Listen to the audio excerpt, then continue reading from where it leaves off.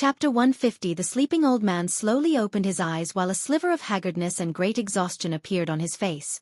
As he woke up, his mind jerked. He could not help but trigger the descent of the celestial energy to become a soul-refining stage cultivator.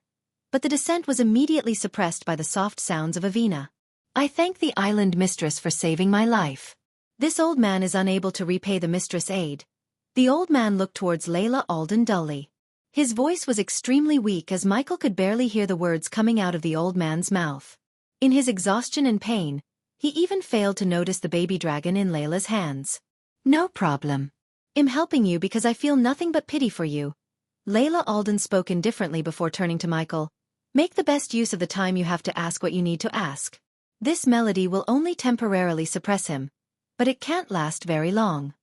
The soft sound of the melody was heard by Michael and made him feel extremely calm. He hesitated slightly before pulling out a pendant made of orange stone from his space ring and showed it to the old man. Do you recognize this? When the old man saw the pendant in Michael's hand, his expression changed greatly. He called out, This is. No, how could this be? Michael became slightly excited, but his excitement was suppressed by the Vina music. He stared fixedly at the old man before speaking. Perhaps you recognize this jade pendant? Michael took out another pendant. Unlike the previous pendant, the pendant he just took out had a glowing to it. He received this pendant from Claire after he became the core disciple of the sect. There were various different types of pendants, and all the people, from disciples to the teachers, elders and guards, had one. Michael's pendant was the pendant given to a core disciple. The old man carried a mixed expression as a sliver of nostalgia appeared in his eyes. He recognized the origins of the pendant with a single glance, especially the morning sun's orange and the aged cracks on the pendant. He would never forget it, as it was created by no one but himself, decades ago. Where did you get this pendant? The old man asked. His expression was extremely complicated. A mess of emotions emerged in his eyes. Right now, Michael had essentially confirmed his suspicions. He knew this man was Claire's grandfather, the previous leader of the Sunrise sect. It was sect leader Claire who gave it to me. A gleam of light immediately flashed across the old man's eyes. He took a closer look at Michael before saying, Are you a disciple of the Sunrise sect of Breedia? The old man's voice trembled gently and carried a little excitement. Currently, even the Song of Fairies melody could no longer suppress his emotions. Yes, in the core disciple of the sect, Michael also became excited. System, can you be able to lift the curse after you come out of the safe mode? Yes. Hearing the system's answer, Michael's excitement skyrocketed despite the fact that he still didn't cure the baby dragon. The old man accepted the jade pendant from Michael's hand to examine it closely. He murmured to himself, Claire, my little bear. The old man displayed emotions of reminiscence, and 2 trails of murky tears slowly flowed down his face. Sect leader Christopher, Michael said respectfully. Sect leader Christopher. The old man murmured before smiling at himself. It's been countless years since someone addressed me like that, the old man weakly smiled. Behind his smile, Michael saw an immense pain. Great shock appeared in both Johanna and Narita's eyes as they witnessed this, both still playing the Vina. The young man who appeared out of nowhere was actually a disciple of the old man's sect. The sudden change of events greatly stunned the two of them. Christopher wiped off the ears with great difficulty. How? How is Claire? Just how is the sect after so much time? Christopher asked. Sect leader Claire is doing just fine, but I can tell you that she's missing you every single day, and don't worry about the sect. Everything's perfectly fine. Michael lied because he did not want to reveal the sorry state of the sect and depress the old man even further. That little girl has become a sect leader. Christopher revealed a smile of relief on his sallow face. He continued, So many years have passed, is Elder Sandra still alive? You have nothing to worry about, sect leader, everyone is just fine, Michael reassured the old man again. He wouldn't forgive himself if he let the old man die of a heart attack before he could recruit Christopher as his subordinate. Youngman, I don't think I would last long enough to see my little girl. Christopher scurried the ground beside him to fish out a jade box. Please, give this to her. She deserves this. Michael did not accept the jade box but asked him in concern. Sect leader, what happened to you? How did you get cursed by an elven great mage? Michael seemed to touch on the source of Christopher's pain. It caused his eyes to become dull, while deep sorrow appeared on his face. Only after a while did he begin speaking. If I don't tell you now, Claire may not know what happened to her family forever. Christopher let out a long sigh. The color of reminiscence appeared in his eyes as he murmured, Claire is not a pure-blooded human. She was born to my son and an elven general, Elisha of the House Elican. The old man's words shook Michael's heart. He never thought Claire was a half-elf. Marrying a human was a forbidden act in elven lands, but because the love they had for each other made Elisha elope with my son, Christopher said with an immense regret behind his voice. I helped them settle in Bredia. We were a happy family. Young man, tears rolled out of the old man's eyes. His mouth curved upwards thinking about the happiest memories. The day Claire born was the happiest days of our life. We had everything until, the old man paused, a glimmer of anger rose within his eyes, until the elven mage found us during one of our family outings. Elisha fought with the mage, giving us the time to escape, but the elven mage was too powerful. He captured her and cursed me and my son before teleporting to the elven lands. Claire was too little at that time to remember what happened to her mother. For Claire, her mother passed away. My son and I tried our best to fight the curse and rescue Elisha, but my son died fighting the curse. It should have been me. Michael could see the pain and anger in the old man's eyes. Even he himself felt a sliver of anger at those elves. They could have simply banished Elisha, letting her live her own life, but instead of doing that, they destroyed a happy little family. I never thought your family and the elves have a history. What they did to all of you is horrible, Michael said, feeling sorry for them. Then he turned his gaze towards Layla. Lady Alden, you said I may be able to help him. Tell me, what do I need to save them both? Only now the old man looked closer at Layla to see the grayish baby dragon. His eyes instantly widened in shock, standing to one side. She watched the scene with no emotions on her face. After a slight pause she said, Yes, I know a way to help him and heal this dragon, but it will not be an easy thing. In fact, there's a strong possibility that you will die if you chose to help them. When Michael and Christopher heard what she had said, both of their eyes glowed immediately while the light of hope began to shine in their hearts. Michael asked hurriedly, Lady Alden, if there's something I can do to help them both, I will do it in a heartbeat. He did not back off from saving the baby dragon just because of her words. This was the time for him to take a risk. If anything goes wrong, he could always buy a teleportation scroll and escape. He was grateful to the system for at least letting him buy a teleportation scroll regardless of its current state. The system urges the host to take this risk. Just as he was thinking about the risk, he heard the system's voice in his head. It almost sounded like a plea. He frowned, but since he already decided to take this risk, he did not ask any question to the system. Layla said slowly, There is something called Demon Dragon Heart in the treacherous ocean. It's condensed soul energy left behind by an ancient demon dragon. Although it won't break the seal, if you can find the heart, you can temporarily suppress the curse in his soul and cure the death kiss. He can then live at least for another 200 or 300 years of his life without suffering. Treacherous ocean, huh? He said with a deep voice. Shortly afterward, the light in his eyes glowed bright and brighter. For Michael, 200 years were more than enough to lift this curse because he did not plan to let the system continue being on the safe mode. If he could bring the system back online and get the price of lifting the curse, he would eventually earn enough points to save the old man. Chapter 151. No, the treacherous ocean is the second most dangerous place on the Elon continent, after the demon's grave. Even if Soul Refiner enters it, they might not be able to return. And something as great as the heart would only grow in the depths of the treacherous ocean. The dangers in the depths are several times deadlier than those on the outskirts. Young man, you must not go to the treacherous ocean. I can't let you sacrifice your life to save this old bag, Christopher said sternly. He was a disciple of one of the great clans. He read plenty of books about the dangers of the world, including the treacherous ocean. As a result, he knew about the treacherous ocean extremely well. Sect leader, I'm not doing this solely for you, I'm doing this for the both of you. Just like how much you love your granddaughter. I love that little dragon. If this demon dragon heart could save him, I will get it. With the heart, I can not only save him but also suppress your curse. You can't just give up and die, sect leader. Your granddaughter deserves better. She needs you. Michael spoke resolutely. He needed to go to the treacherous ocean, no matter how great the dangers were, to save the baby dragon.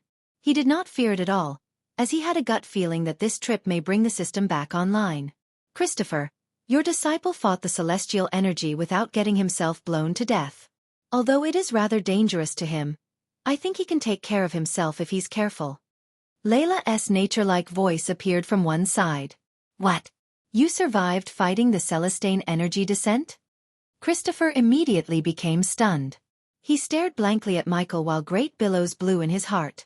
For Michael, he did not realize how great a feat that he survived fighting the celestial energy descend. If he had known before that he could have exploded into a bloody mist, he wouldn't have chosen to even get near the celestial energy. It was the reason the two students of Layla were stunned to see him disrupt the celestial energy while being a mere body-strengthening cultivator. I could have died? Those bitches, having heard the way Lialha talked about him surviving the celestial energy, he realized that it was a miracle he survived. He cursed at the two women who pushed him into the fight, knowing that he could die made him want to kick the crap out of them. What if I died?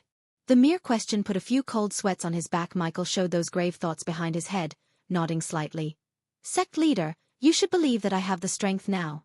I'll definitely find this demon dragon heart in the treacherous ocean and save you both. He reassuringly patted the old man's hand before leaving the cave. Raising his head, he looked at the cloudless blue sky before sighing deeply. He slowly suppressed his jumpy emotions. Today's encounters were like a dream to him.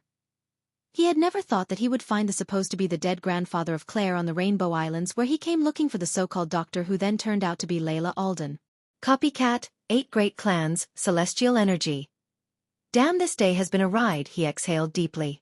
Well, why am I still thinking that this Layla is hiding something? He rubbed his chin when he heard Layla's voice from behind. You need to think this through. What you seek can only be found in the depths of the treacherous ocean. Do you really plan on going? Layla's voice appeared from behind. He turned back to see her gracefully walking towards him carrying the baby dragon in her hand. There seemed to be ripples in her eyes. They were alluring as if they could suck in the souls of people, which stunned Michael. However, with Michael's willpower, he did not lose composure. Please inform me of the whereabouts, Lady Alden. Layla stared fixedly into Michael's eyes. Michael did not show any signs of retreat and stared back at her. He remained calm throughout. This lasted for a while before Layla finally nodded. The treacherous ocean is known for its illusions. Various apparitions will appear, and the deeper you go, the stronger the illusions become. If you even slightly lose focus, you will become lost within. Your willpower should be enough to barely handle ordinary illusions. Without this death-kissed dragon, you asked me the same question, I would have just given you a map and sent you on your way, but this is a blessing in disguise. I knew she's up to something, deep within those serene eyes. Michael noticed a hidden intention thanks to his ability to read people. You can't notice this, but this dragon radiates both the aura of the living and the dead because its soul is half a step into the realm of the dead. Using this dragon's aura, one can avoid being detected by most of the apparitions in the treacherous ocean. Since this decreases the danger of traveling into the ocean by several folds, and the demon dragon's heart is also extremely useful to me. I'll come with you, she said while caressing the baby dragon's grayish scale. He was still lying dormant in her hands. Aren't I a lucky bastard? Hearing her words, Michael was pleasantly surprised, and his confidence in this trip into the treacherous ocean increased greatly. Although he still didn't know the full extent of her power, she was able to change the laws of the world as well as disperse the celestial energy through her vena melody, which was shocking enough. Soon after Layla discussed something with her students, Michael and Layla headed for the treacherous ocean together, leaving behind Johanna and Narita to guard the island. The sky was fine and cloudless. It fused with the northern seas far away, as if it was a beautiful piece of art. With a slight wave of her hands, she covered both of them with celestial energy to soar through the sky. Michael's body jerked before they already became faint blurs, shooting across the sky silently as there was not even a whistling of the wind. Lady Alden, if you don't mind me asking, can you tell more about the sea folk? As they flew, Michael asked, looking towards Layla. At first, he wanted to ask why was she healing a few people of royal land under the name of the doctor, but weirdly, she did not ask him how did he find her identity.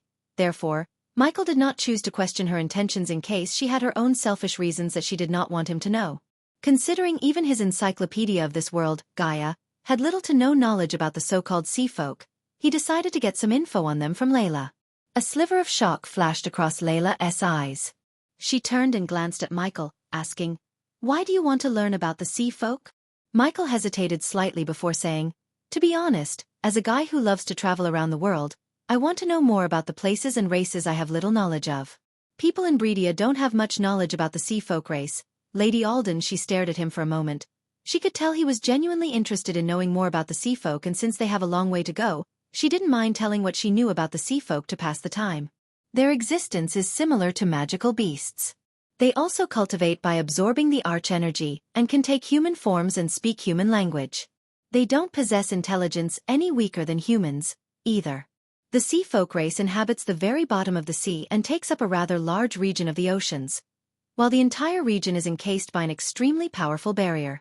This barrier was created personally by the water god during primordial times, and even fusion stage cultivators like me can't break the barrier. Not only does it separate the seawater, it holds it back at a range of several thousand meters.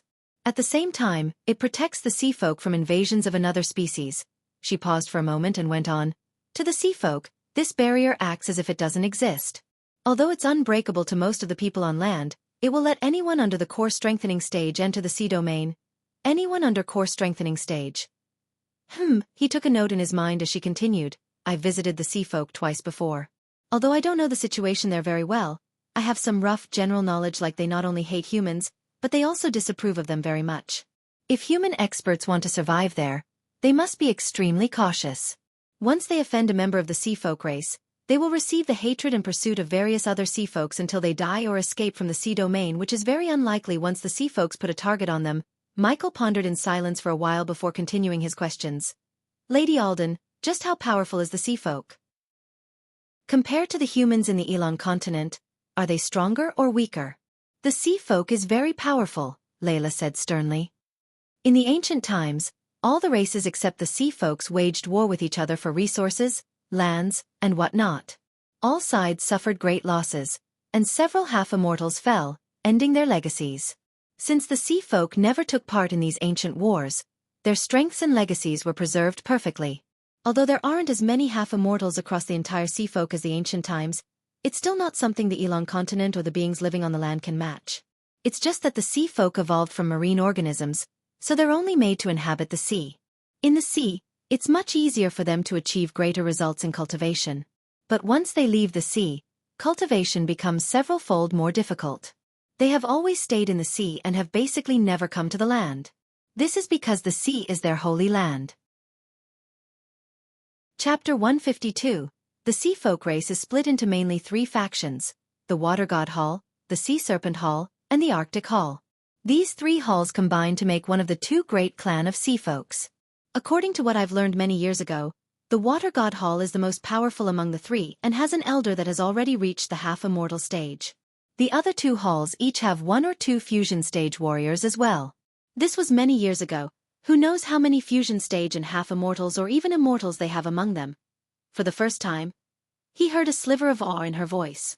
1 half-immortal and 2 fusion stage warriors. Wow! Michael was also astonished by listening to Layla. As she said, this was years ago. He could only imagine how powerful they are now. He did not think any one of the races living on the land was weak, but because the sea folk never took part in any wars, he knew their strength is far superior to the land crawlers. If he could, he wanted to visit the sea folks soon. He had gained a rather rough understanding of the sea folks from Layla. After getting some ideas about the sea folks, he continued to ask Layla about the other races along the way, slowly expanding his knowledge about this world. The ocean they were flying above was enormous, several times larger than the Elon continent. Even though the treacherous ocean was very close to Rainbow Island, it took the 2 of them a full day and night of flying at such a speed before finally arriving. The treacherous ocean was a region of sea shrouded in a dark mist and stormy clouds. The sound of thunderclaps reverberated the entire sea while violet streaks of lightning kept lighting the gloomy clouds. The ocean itself seemed endless. Currently, Michael and Layla hovered in the sky a couple of kilometers away, staring at the mist cautiously. Layla knew that Michael's understanding of the treacherous ocean was limited, so she explained, "The real dangers of the treacherous ocean lies in an island within the thick mist. We need to pass through the mist to reach there. You must never underestimate this mist. It's extremely powerful and strange. As soon as you enter it, all your sensory abilities will be suppressed, and your vision will also be greatly affected." Michael nodded, immediately becoming vigilant. The treacherous ocean was a dangerous zone, second only to the demon's grave. He could already see his environmental scanning is being disrupted by some kind of interference. System, can you upgrade the environmental scanning? Unable to upgrade spells. The system is in safe mode. Michael kinda expected this, but it did not hurt to try. Since he got no help from the system, he had to rely solely on himself, on his skills as a hitman/assassin. Let's go in. Follow me closely and don't stray away from me. You might see some illusions in the mist, but you need to remember that all of them are just illusions, Layla spoke with a soft voice, before handing over the baby dragon back to him. She then placed Angel's Vina into her left hand and gently played her other hand onto the strings. Seeing how cautious Layla was, Michael raised his own vigilance by taking out a few shiny bright orange pills and eating them like candy. The pills he just took were the perception pills. He concocted these pills as the new badge using a few herbs he brought from the Sky Garden. The perception pills had the ability to increase the consumer sensors and perception by approximately 4 times, and because his environmental scanning is being disrupted by the treacherous ocean, these pills helped him stay keen about the surroundings. Although the pills were not as great as the environmental scanning, taking the pills was better than nothing. It only took a couple of seconds before he felt his senses getting heightened. He turned to see even the smallest details of Layla's robes, like those few dust particles on the robes, the teeny tiny birthmark on her slender neck that he didn't notice before. Lady Alden, you want some? He quickly stopped checking her out and asked her. No, thanks, she gently shook her head. He shrugged, putting the baby dragon into his pocket, and moved closer to Layla before they slowly flew towards the fog together. As soon as he entered the fog, Michael felt like he had stepped into another world. It was misty white all over. Even with his heightened vision, he could only see 5 meters ahead. Even with your dragon's aura around us, we'll encounter some attacks in this mist. Be careful. Layla's voice appeared on one side. Michael unsheathed his sword as he did not underestimate this place, not even for a bit. The two of them advanced carefully. They did not travel very fast, while the light in their eyes flickered, carefully observing the surroundings. At that very moment, a white light suddenly appeared, shooting like a lightning bolt towards Layla. Be careful! Michael cried out, directly slashing his sword at the light. Ding! However, Layla's reaction speed was faster than Michael's. The finger she had placed on the Venus strings plucked gently, and a note rang out. It turned into a sound wave, colliding with the white light before Michael's sword could cut it. The ball of white light turned into a pile of dust and fell from the sky without any sound. Michael stared blankly at the pile of dust. What is that? Just a moment ago he did not manage to see what the ball of white light was. Those are mutated fish that inhabit the nearby water. Its speed is especially quick, and this fish has already reached the strength of level 5 body refining beast. Layla spoke indifferently. She clearly had an extremely great understanding of the place. Hearing this, Michael was secretly shocked. People like Victoria were boasting about their cultivation speed when they were at the level 5 body refining stage, but here, even a mere fish was at that exact level. A cultivator could manage to easily kill the fish just how Layla did, but Michael knew if those fishes came to attack with hundreds of its friends, they would be in deep trouble. Coupled with the limited vision thanks to the mist, even a core formation warrior could be killed if hundreds of these fishes attacked together. The two of them continued their way in the mist. After the attack from the weird fish earlier, he became even more watchful of his surroundings. The last time he checked, the responsive shield was still working. Therefore, he did not need to worry about the attacks of anything under body strengthening stage level 6. However, he could tell that he's going to meet stronger foes further down in the road. As they advanced deeper and deeper, the weird mist also became thicker and thicker. Michael's heightened range of vision had already shrunken to 2 meters. Crossing the 2 meters, he could see nothing but the misty white screen. For others, looking through the eyes was the only way to see, but for Michael, he trained to perceive the surroundings using all of his senses. He listened and smelled on top of looking to be aware of the mist. Even though Layla's figure started to become blurrier, he followed her behind, smelling the alluring fragrance coming from her. Lady Alden, just how big is this area? How much further until we leave this damn region? We need to travel roughly 100 kilometers more to get out of this mist. With our current speed, it should take 5 or 6 hours, if we are lucky. Layla spoke calmly while her bewitching eyes flickered, vigilantly observing the surroundings. At that very moment, another few streaks of white light shot from the surroundings with lightning speed just like before, except, this time Michael had sensed them thanks to his enhanced hearing. He swiftly slashed at the 2 streaks of white light without moving his body too much. There was no fancy move, just a plain simple slash, but it was lethal enough to take 2 lives. Ding! Congratulations to the host for killing a body refining stage level 8 mutated beast. The reward is 6,000 experience points and 200 badass points. Ding! Congratulations to the host for killing a body refining stage level 8 mutated beast. The reward is 6,000 experience points and 200 Batis points. Soon, the 2 white streaks of light turned into dust, falling near his feet. Just as he lifted his sword to kill the rest of them, a clear note suddenly rang out. It turned into a visible sound wave that expanded into the surroundings. As the streaks of light came into contact with the sound wave, they immediately turned into a pile of dust, ripped apart by the Vina note. Michael narrowed his eyes slightly in a way it could not be detected. His recognition for the woman's strength increased by a level. She could display such strength with just a casual note. Even if these fishes were at the core formation stage, he could tell that they would not be able to withstand the power of her notes. Continuing onwards, Michael and Layla both suffered constant attacks from the mutated fish. With each wave of the attack, the number of fishes that attacked them increased significantly. Fortunately for Michael, they didn't get attacked by fishes stronger than a body-strengthening stage 5. He slashed and diced them effortlessly. This put a small smile on his face as he acquired quite a lot of experience points killing these fishes. He would have killed more if Layla didn't massacre the majority of the fishes of each wave with a single note from her Vina. The 2 of them flew steadily through the fog for 7 continuous hours before passing through the region of fog and reaching the outskirts of the treacherous ocean. The deeper they went, the thicker the mist became.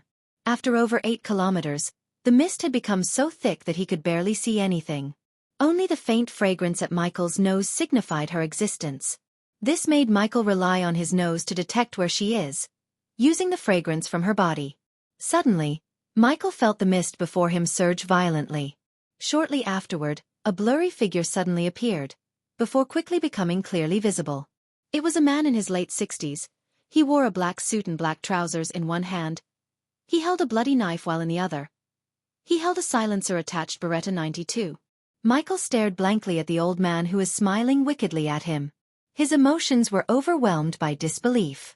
Along with disbelief, in Michael's eyes, a cocktail of anger, fear, and respect could be seen. Diddle. Diddle. Diddle. We are. So little. The old man slowly uttered these words, stirring the buried emotions deep within his heart. Spectre. Michael unconsciously called out. His voice was filled with rage, and even his eyes became rather bloodshot. Chapter 153. Michael's heart began to tremble violently, and he tightly clenched his hands. He knew that it was an illusion from the mist, so he was unable to do anything about it. All he could do was remain clear-headed and not fall into it. At that very exact moment, Michael's body jerked violently. To his side, he suddenly saw a redhead girl who seemed to be in her late 20s walking out of the mist to stand next to the old man. Just like the old man, she too wore a black suit and trousers with a black tie, but her white shirt was drenched in blood. You killed me. Suddenly, the girl with her bloody face saw Michael and cried out. Her voice was extremely miserable. It contained a mix of anger as well as sadness. Soon after the girl, more and more black-suited people drenched in blood appeared out of the mist. All of their bodies were littered with bullet holes. Michael's body began to tremble violently while a monstrous killing intent had already appeared in his heart. Just when he was staring at the 20 people he knew extremely well, more figures walked out of the mist, and this time, they weren't grown men in black suits but gentle-looking women and little children. The commonality between the latter and the black-suited people was they all had bloody wounds. This is all an illusion. Spectre is dead, all of his students are dead. I killed them, Michael constantly mumbled to himself, forcing himself to calm down. Although he knew this was all just an illusion, what was happening was actually Michael's greatest anguish. Aren't you gonna save me, Michael? The girl called out for help once again. Her despaired voice was heard by Michael, slowly piercing Michael's heart. Arg! A miserable cry came from the other side.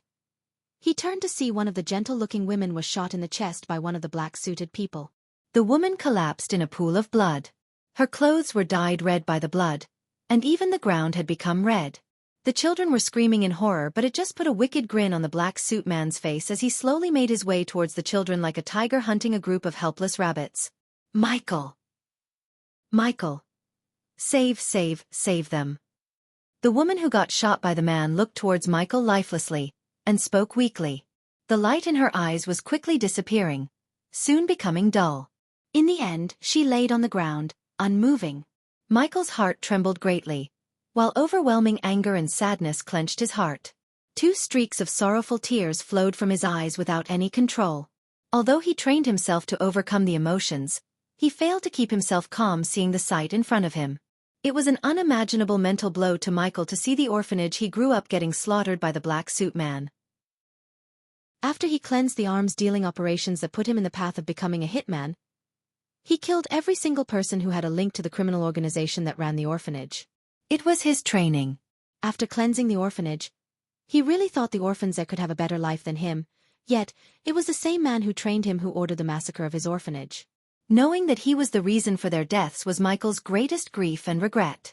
The illusion conjured by the mist had already deeply affected Michael. I asked you to kill one kid, only one, ghost. If you hadn't refused, they would have been alive right now. Well, except for that one kid, Spectre, the old man said, playing with his pistol. The sight of his smiling broke the barrier that's suppressing Michael's anger. Arg! Michael roared powerfully at the sky. The sound was earth-shaking, resounding in the entire region. With the roar, an immense murderous aura, along with extremely dense killing intent, began to radiate from his body. The arch-energy in his body poured steadily into the sword, causing it to glow brightly with its dark light.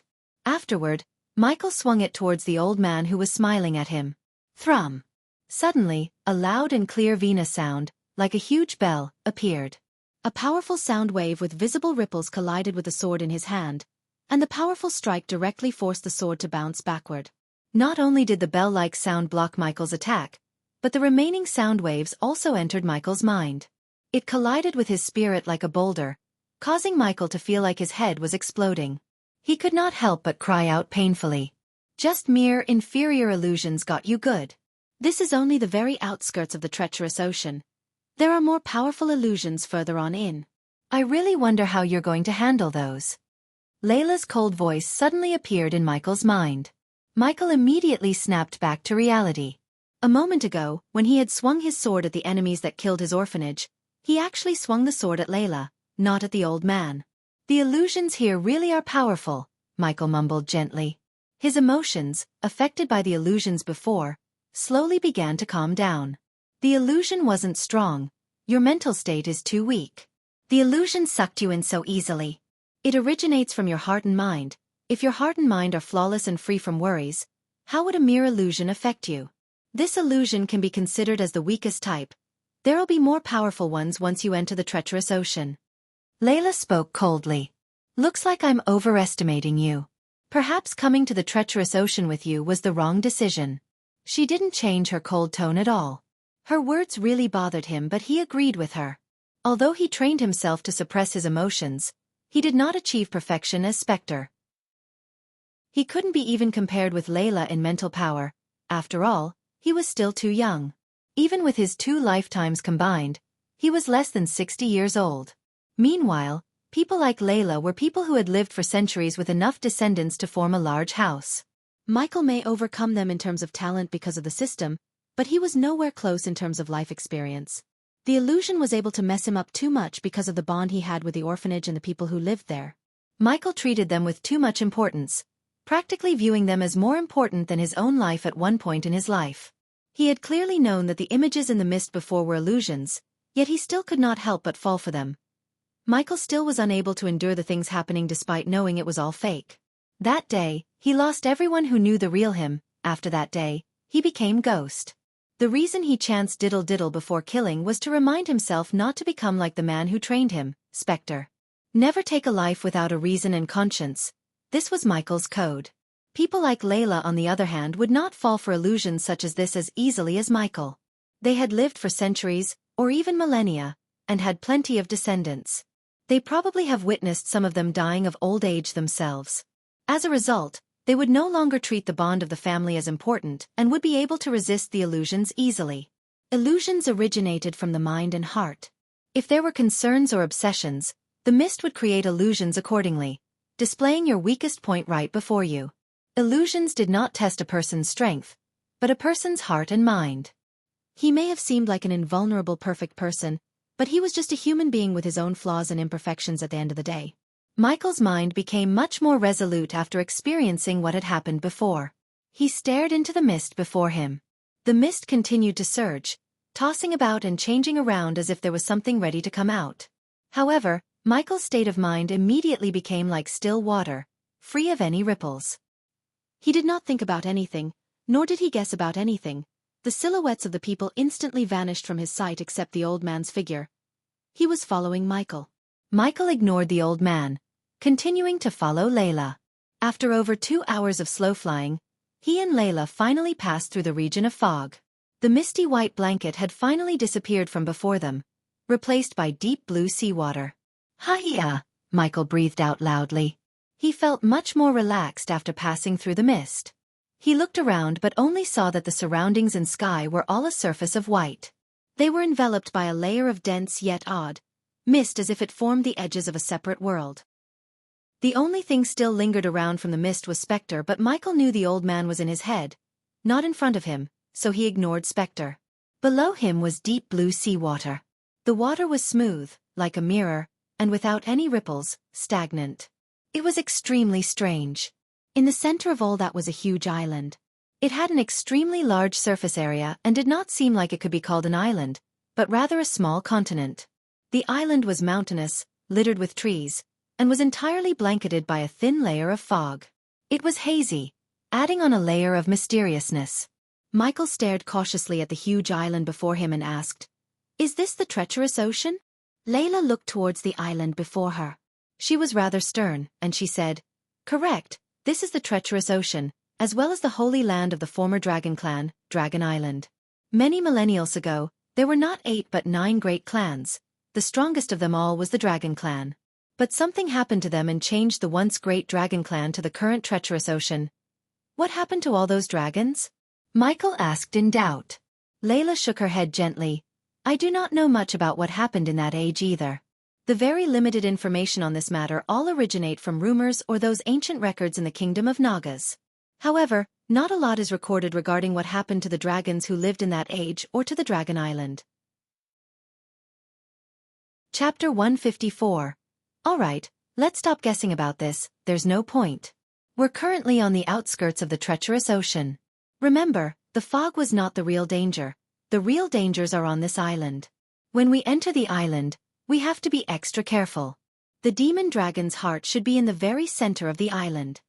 Michael and Layla both flew towards the island, landing on it soon after. In ancient times, the Dragon Clan filled this with formations. These formations automatically absorb the arch-energy, and even celestial energy to replenish themselves.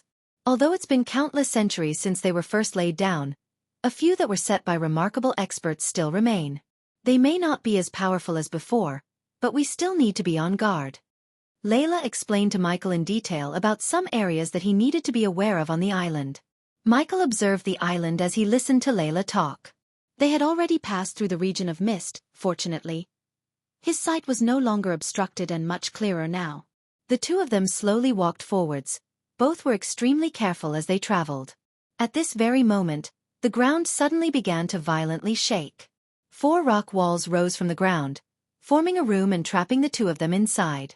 The rock walls radiated with a faint, golden luster while extremely powerful and pure energy vaguely being radiated from the rock walls. Soon afterward, stone spears coated in golden light began to arise from the walls.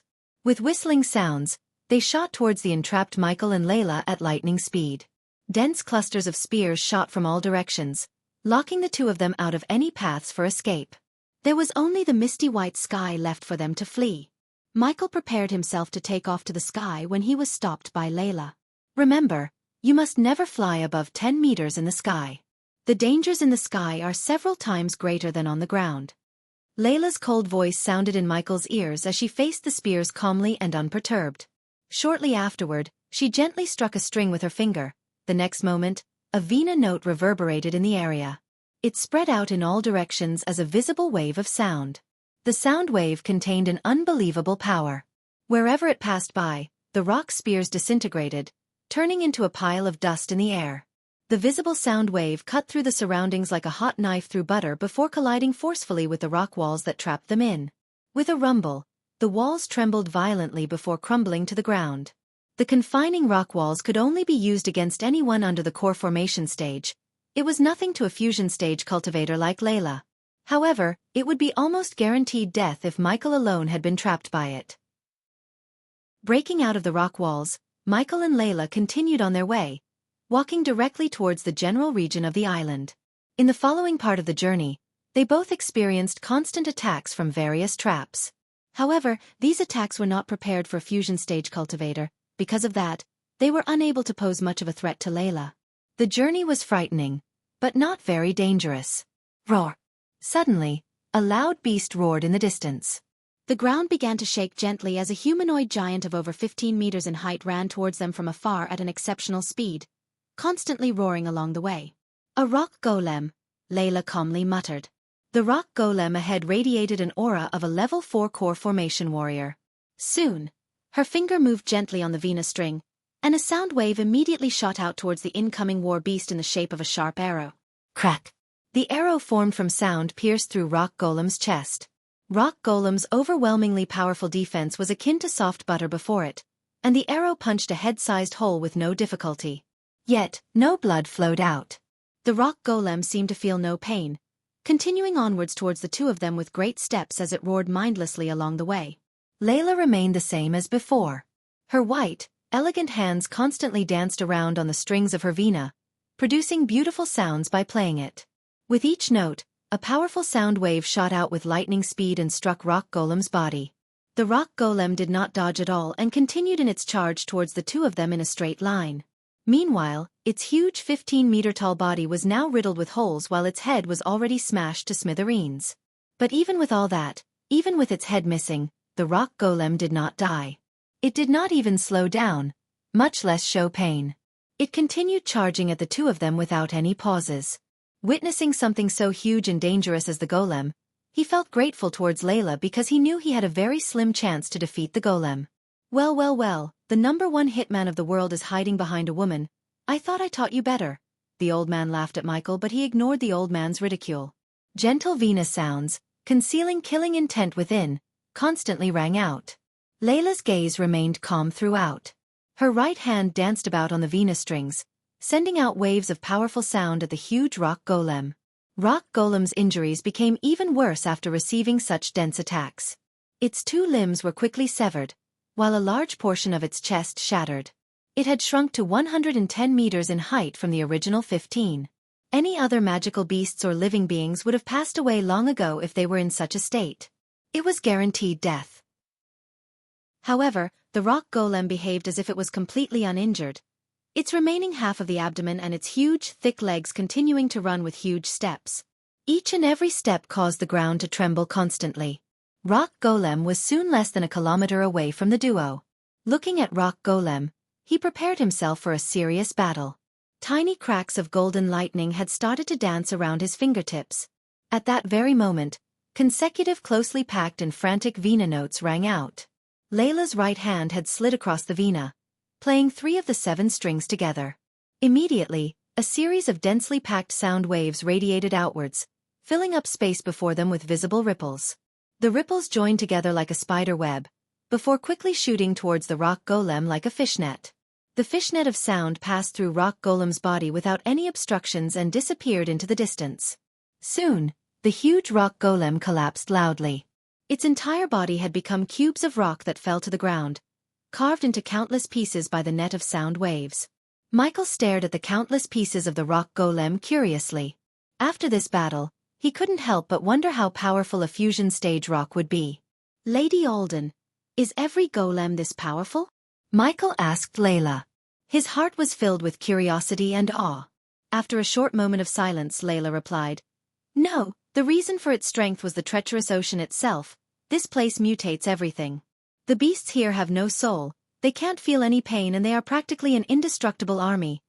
Indestructible army, huh? Michael mumbled softly, imagining an army of these golems and beasts under his command. The Rock Golem in front of you cannot be killed, no matter what you do. Even if you obliterate its body, it'll recover in no time, Layla continued.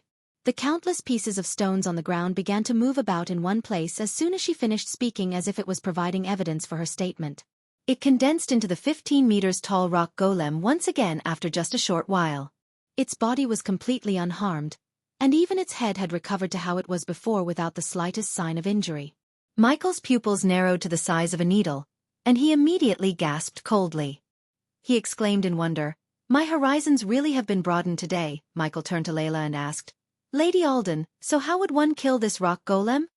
Although the golem consumes a great amount of energy every time it reconstructs its body, its strength will decrease slightly. So there's only one way to handle it. Kill the golem until it's used up so much energy that it can't rebuild its body, Layla said. "We can always run away," she said, but he felt like she was testing his knowledge. "Lady Alden, I think if we do that, it'd just keep following us. Also, I don't think we can move around carelessly in this place. Once we let it follow us, the commotion might draw the attention of even more mutated beasts." "Good," she nodded as he gave an answer she wanted. After putting some distance between them and the recovering rock golem, Layla started to attack the golem again, and this time, Michael joined the fight by sending bolts of lightning at the golem. Under their teamwork, the rock golem did not last very long at all before being obliterated once again.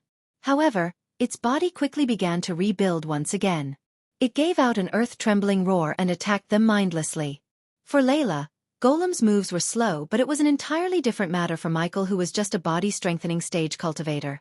However, the perception pills and his natural instincts came to the play as he continued to evade Golem's punches until it was obliterated completely. The rock golem was destroyed into countless pieces of stones by Michael and Layla time after time. Its strength decreased greatly every time it rebuilt its body. After killing it a dozen or so times, the rock golem was finally unable to restore its body due to the overconsumption of energy. Its diced body parts lay scattered on the ground.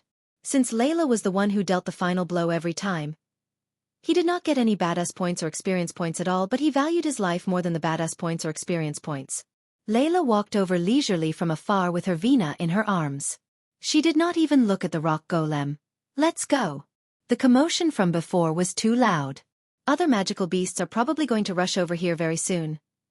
"Look at you, running away like a chicken." The old man's figure appeared again behind him and snickered before they left the area.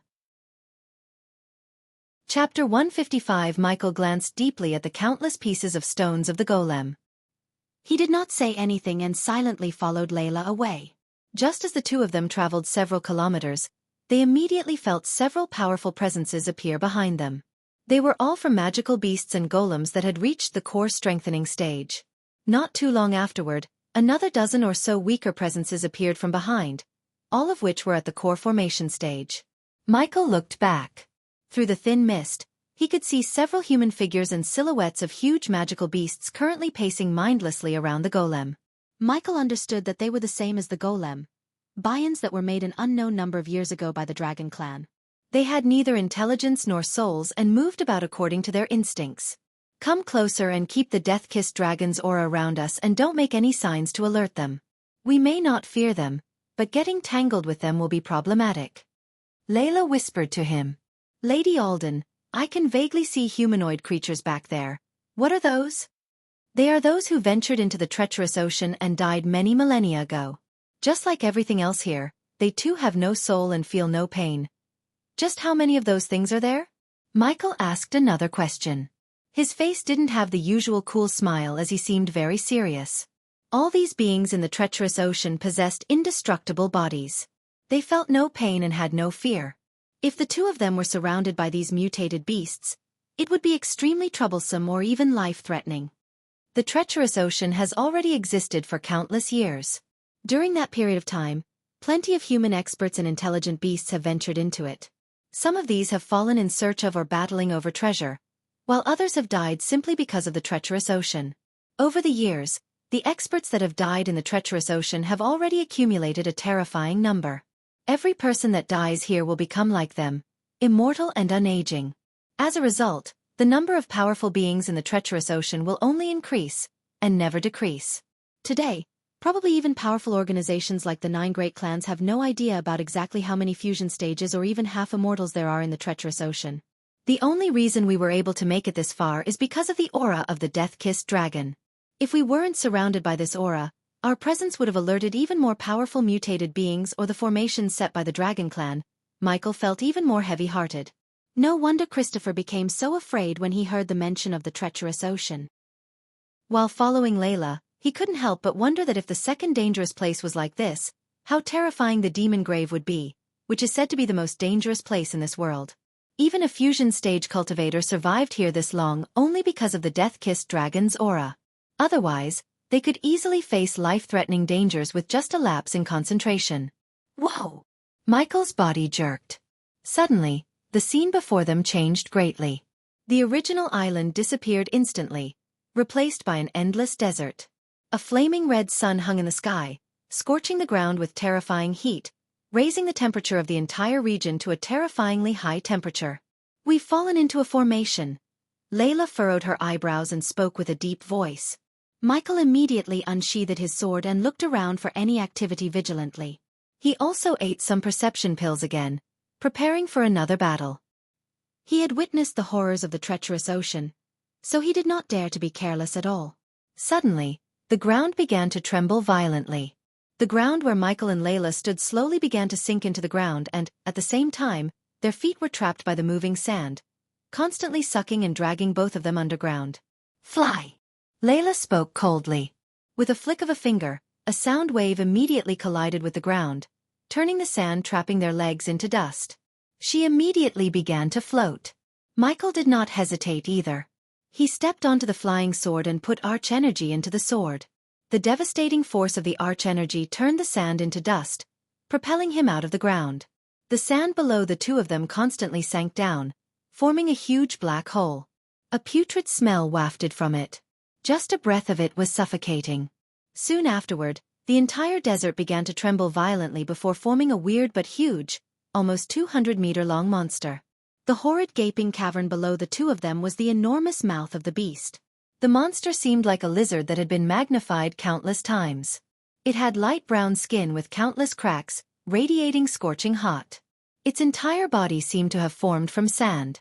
"This is a region created from the fusion of a killing formation and an illusionary formation," Layla mumbled softly. She could tell that it was all an illusion with a single glance. The formation here was cast down by experts of the Dragon Clan. It's extremely well hidden, so it can catch people completely off guard. We need to be careful in the future. It's fortunate that the formation just then was not as powerful as before, or it wouldn't have been that easy to break free from it. Layla said indifferently. Michael nodded sternly. His fear for the formations was even greater than Layla's. The illusions of Spectre were still following him and affecting his focus as the old man was so lifelike. He did not fall prey to another illusion. Several powerful presences quickly flew over from the distance at that moment, attracted here by the commotion, hurrying over from all directions. Michael and Layla immediately flew away from the monster. The living corpses all behaved instinctively. They were unable to perceive things visually, unable to see anything. They completely relied on sensing foreign presences and activity to search for living organisms. Thanks to the death-kissed aura, they were unable to pinpoint Michael and Layla's location. Michael and Layla traveled far from where they were before. Living corpses that hurried over in the meantime from everywhere. They all stopped where the two of them were before lifelessly. They paced about mindlessly, without dispersing for a very long time. The two of them advanced carefully, where Layla discovered traces of many formations and a few living corpses, both human and magical beast. They kept a wide distance from them, so the journey was frightening, but there weren't any battles.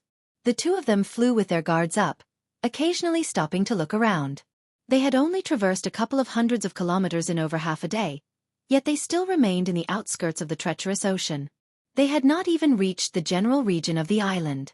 The sky, concealed by a thick layer of fog, darkened slowly. The darkness of night filled up the treacherous ocean slowly. As expected, both of them were unable to see in the darkness of the treacherous ocean, which caused the range of their vision to shrink constantly. Layla traveled with her vina in her hands. She looked at the darkening sky, and her bewitching eyes became rather stern. She said, "It's darkening. It's not suitable for us to travel at night. We need to find a stop to rest for the night and continue tomorrow." "Fine with me, Lady Alden," Michael replied calmly. Eventually, Michael and Layla spent over an hour finding a cave that was spacious enough. The cave curved about inside and was about 100 meters long, so they did not fear that they would be seen inside. At the end of the cave, Layla produced a fist-sized luminous pearl from her space ring and lodged it into the roof of the cave. It shone with a gentle light, illuminating the darkness. In the treacherous ocean, The living corpses were extremely sensitive to any ripples of energy ripples as well as objects that never usually appeared in the treacherous ocean. This was why they could not light a fire. The heat and smoke would travel outside and draw in the living corpses or the golems or any other weird beings in the area. The only way for light was through the luminous pearl. Layla sat down and slowly closed her eyes after lodging the pearl in place. She paid no attention to Michael while he ignored the old man sitting beside him and applied the healing potion on the baby dragon's grayish scales. He then found a clean part of the ground and sat down with his legs stretched out. He glanced to his side, glancing at Layla who always kept her face concealed. "You are not the ghost I know, kid. You have become weaker." "Get out of my head." Michael closed his eyes for a moment, calming himself down. Looking away from Spectre, he cast away the distracting thoughts in his mind and began to look into his situation. He first opened up the system's interface to see it still in safe mode. His remaining sword was almost on the verge of breaking because of the fight he had with the fishes and the golem on their way. The sword's condition was not his worry as he knew a sword alone won't make much difference in front of these living corpses and golems. He needed to depend on the baby dragon's death-kissed aura and Layla to survive this place. "You forgot the first lesson I taught you, kid. Never depend on someone else other than yourself." "What are you doing?" "The rules have changed, old man. This is not the Earth," he said, gritting his teeth. "People like us can't depend on others, kid. As I said before, this is not Earth. If I wanted to rule this world, I have to depend on others." "Ha ha ha ha," the old man burst into laughter. Although Michael could understand all of this was happening inside his mind, it felt so real. "That's the most childish thing I heard in my entire life, kid. Do you really believe you can rule this world? People like us don't get a happy ending. There will be always someone on the good side to put us down. It's only a matter of time before someone put an end to you, kid." "I know it's not you talking but my own subconscious mind."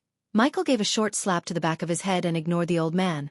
"I need some fresh air." He then stood up to take a walk. Chapter 156. What are you trying to do? Just as he stood up, a chime-like voice appeared from behind him. Michael abruptly looked backward as he heard it. Layla had already opened her eyes. Her limpid eyes seemed to contain ripples like autumn water, staring at Michael with a bewitching charm. Michael remained calm, staring back at Layla. "I'm going for a walk." Layla slowly closed her eyes and said gently, "Remember where you are right now. You can't make trouble. Not only will you lose your life but also lose the baby dragon, our best chance to survive this place. Lady Alden, don't worry.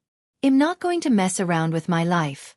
Michael laughed gently, before concealing his presence. He walked outside silently. It was already pitch black outside the cave.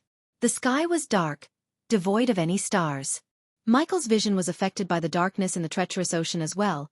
It was not as bad as the fog where his hand would leave his range of vision if extended, though it was still limited to only several hundred meters because of the perception pills he took. Deathly silence lingered in the surroundings, with no sound at all. It was as if only Layla and he were in the entirety of the treacherous ocean without any other traces of life. Michael calmly stood at the cave's mouth, staring at the place. He did not make any sound at all. Suddenly, Michael's ears twitched slightly. Soon after, a gleam of light immediately flickered in his dull eyes. He suddenly raised his head and stared fixedly into the distance, becoming grim in a flash. A while later, several dark figures slowly emerged in Michael's vision range. They traveled on the ground, walking slowly in Michael's direction. Their movements were stiff like robots. Drops of sweat began to drip down from his head staring at the figures. They were all at core strengthening stage and he could even sense some soul-refining humanoid figures among the dark figures. Michael's calm expression was replaced by a stern look. Locking his gaze with the dark figures, he slowly backed away without making a sound. "Shit, they found us," Michael was shocked. He had no time to wonder how as he rushed to the end of the cave. He needed to tell Layla about this. Perhaps she had sensed Michael's hurried steps. Layla had already opened her eyes when she arrived at the end of the cave. Even in a situation like this, she maintained her graceful composure. "Lady Alden, there's a group of core strengthening and a few soul-refining mutated creatures heading towards the cave," Michael said silently. Hearing that, Layla's expression changed abruptly. She stood up suddenly, eyebrows furrowed and expression grim. She could handle a few fallen core strengthening mutated beings, but she seriously doubted that she could fight a group of core strengthening beings and a few soul-refining beasts at the same time. The battle would alert even more mutated beings. Furthermore, it was night right now. Visibility in the treacherous ocean was too limited, while the dangers were unknown. It was even more dangerous than fleeing in the daytime. Just how far are they from the cave? Layla asked. Her tone was stern. Around 400 meters, Michael replied. Neither of them dared to speak aloud. This cave must have been where they once stayed. Quickly, we need to leave here immediately. Layla showed no hesitation, running towards the outside with Avina in her arms while Michael followed closely behind her. Both Michael and Layla knew the outcome extremely well if they met these mutated beings. Even with the baby dragon's aura, the mutated beings still would be able to sense them if they became too close. The two of them hurried out of the cave. They moved completely silently, without making any sound at all. Both of their faces turned pale when they arrived at the entrance of the cave. There were 7 human mutated beings, and they had already arrived within 50 meters of the cave entrance. They were all expressionless, with lifeless eyes and stiff movements like robots. Furthermore, they were all at the core strengthening stage. When Michael and Layla arrived at the entrance of the cave, he scanned the area and then heaved a small sigh of relief because the soul refining stage mutated beings were far away from the core strengthening stage group, which gave Michael an idea. Powerful auras immediately began to radiate from the mutated beings' bodies as surging energy trembled in their bodies. The region turned into a storm of energy instantly. Fuck it, I have to use that. He was saving that item for a dire situation, and this was such a situation. He quickly promoted the system to show his storage. Inside the dark bluish system storage, a vial radiating golden rays of light appeared in front of his eyes. It was the healing potion he got by opening his first gift box after coming to this world. Refer to Chapter 3 if you have no idea what I'm talking about. He received 2 healing potions, and because he had no other way, he used one to save Raylene and her baby. The one in front of him was the last healing potion that could make him immune to any attacks for 2 full minutes. He knew 2 whole minutes of immunity is a super op thing, and now is the time to use the potion. Lady Alden, do you have a sword or anything like that to fight these things? To get the most out of the healing potion's effects, he needed a good sword or a weapon to kill these mutated beings. The sword on his back was in no condition for another life or death battle. Why? You are not strong enough to fight them. Trust me, Lady Alden, I have a way. Seeing no other way and the confidence in his eyes, she flicked her wrist as a bunch of swords and spears appeared on the ground before Michael. All of the weapons that just appeared were either epic or rare. He did not have time to study them to pick the best. He just picked 2 swords with brown hilts and silvery blades. Of course they were epic weapons. She creased her brows, having no idea of what's he planning. Lady Alden, use your strongest attacks on the mutated beings I'm targeting and try to keep the others from me. Don't come closer to them, use the distance to your advantage, and after exactly 2 minutes, we make a break for it, hopefully before any soul refiners appear. That's my boy, the old man beside Michael clapped. Layla on the other hand furrowed her brows. You're going to fight them head-on? You have no chance of winning. Roar. All the mutated beings produced monster-like roars at the same time. They no longer remained like before with the roar, becoming much more nimble. With a few blurs, the 7 core strengthening warriors charged at Michael and Layla. I got this. Just after these 3 words escaped his mouth, Layla saw him take out a golden color elixir and finish it in one gulp. Our time starts now. In a blink of an eye, Michael turned himself into a bolt of lightning and dashed forward, targeting one of the muted beings. The arch energy in Michael's body flowed steadily into the 2 swords in his hands. He used the lightning dash, arriving before one of the core strengthening stage warriors instantly in the form of a blur. He stabbed the sword that radiated with the energy of destruction into the corpse's chest with lightning speed. The living corpse did not show any intentions of dodging as it faced Michael's attack. It paid no attention to Michael's sword, directly throwing a punch at him. His mastery over swords and nimble body let him easily dodge the attack. Crack! One of the swords passed through the person's chest without any obstructions, reappearing on the other side. Again, there was no blood or even any signs of pain on the person's face. Meanwhile, his fist continued towards Michael with great strength. Michael used the lightning dash, dodging the punch in a blink of an eye. He quickly evaded to the side, slashing the person using both of his swords. They directly chopped away half of the mutated person's chest, leaving only half of his body connecting the upper torso and lower half. He did not stop from cleaving its body into 2 halves but continued to slice and dice the body. Ding! Congrats to the host for killing a core strengthening stage level 7 mutated being. The reward is 90,000 experience points. Wind blast. Ignoring the notification, he raised his hand, shooting a wave of forceful wind from his palm to send the diced body parts flying in all directions. At this very moment, another 2 core strengthening stage warriors attacked Michael at the same time from the side. Their attacks were extremely simple, bluntly hurling their fists without any fancy tricks. Ding! Suddenly 2 visible notes of music pushed the mutated beings away from Michael and disoriented them, and the music was powerful enough to rip off the mutated beings' hands off, allowing Michael to slice and dice them before wind blasting them to far away. Ding! Congrats to the host for killing a core strengthening stage level 7 mutated being. The reward is 90,000 experience points. Ding! Congrats to the host for killing a core strengthening stage level 7 mutated being. The reward is 90,000 experience points. The falling of the 3 mutated beings did not stop the rest of them from attacking Michael. They all targeted mainly Layla because she was the strongest and wasn't covered by the death-kissed dragon's aura. However, this didn't stop them from throwing a few killing blows at Michael. Pulch! Pulch! Layla saw he was punched in the face and the chest by 2 mutated beings, but before she could actually react, he swung his whole body and slashed the 2 of them like their punches did not hurt him at all. She was stunned by the sight because a normal body strengthening stage cultivator could have survived those punches. She was sure of it. Ding! Congratulations to the host for successfully being a badass. The reward is 10,000 badass points. The 2 swords swept through the air as a black streak of light with a destructive aura, severing their heads. He had directly bisected 2 mutated beings.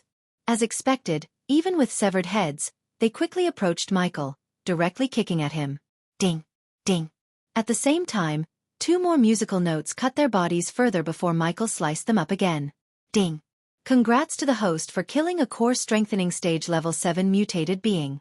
The reward is 90,000 experience points. Ding! Congrats to the host for killing a core strengthening stage level 7 mutated being. The reward is 90,000 experience points. Congratulations to the host for leveling up. The current level is body strengthening stage level 6.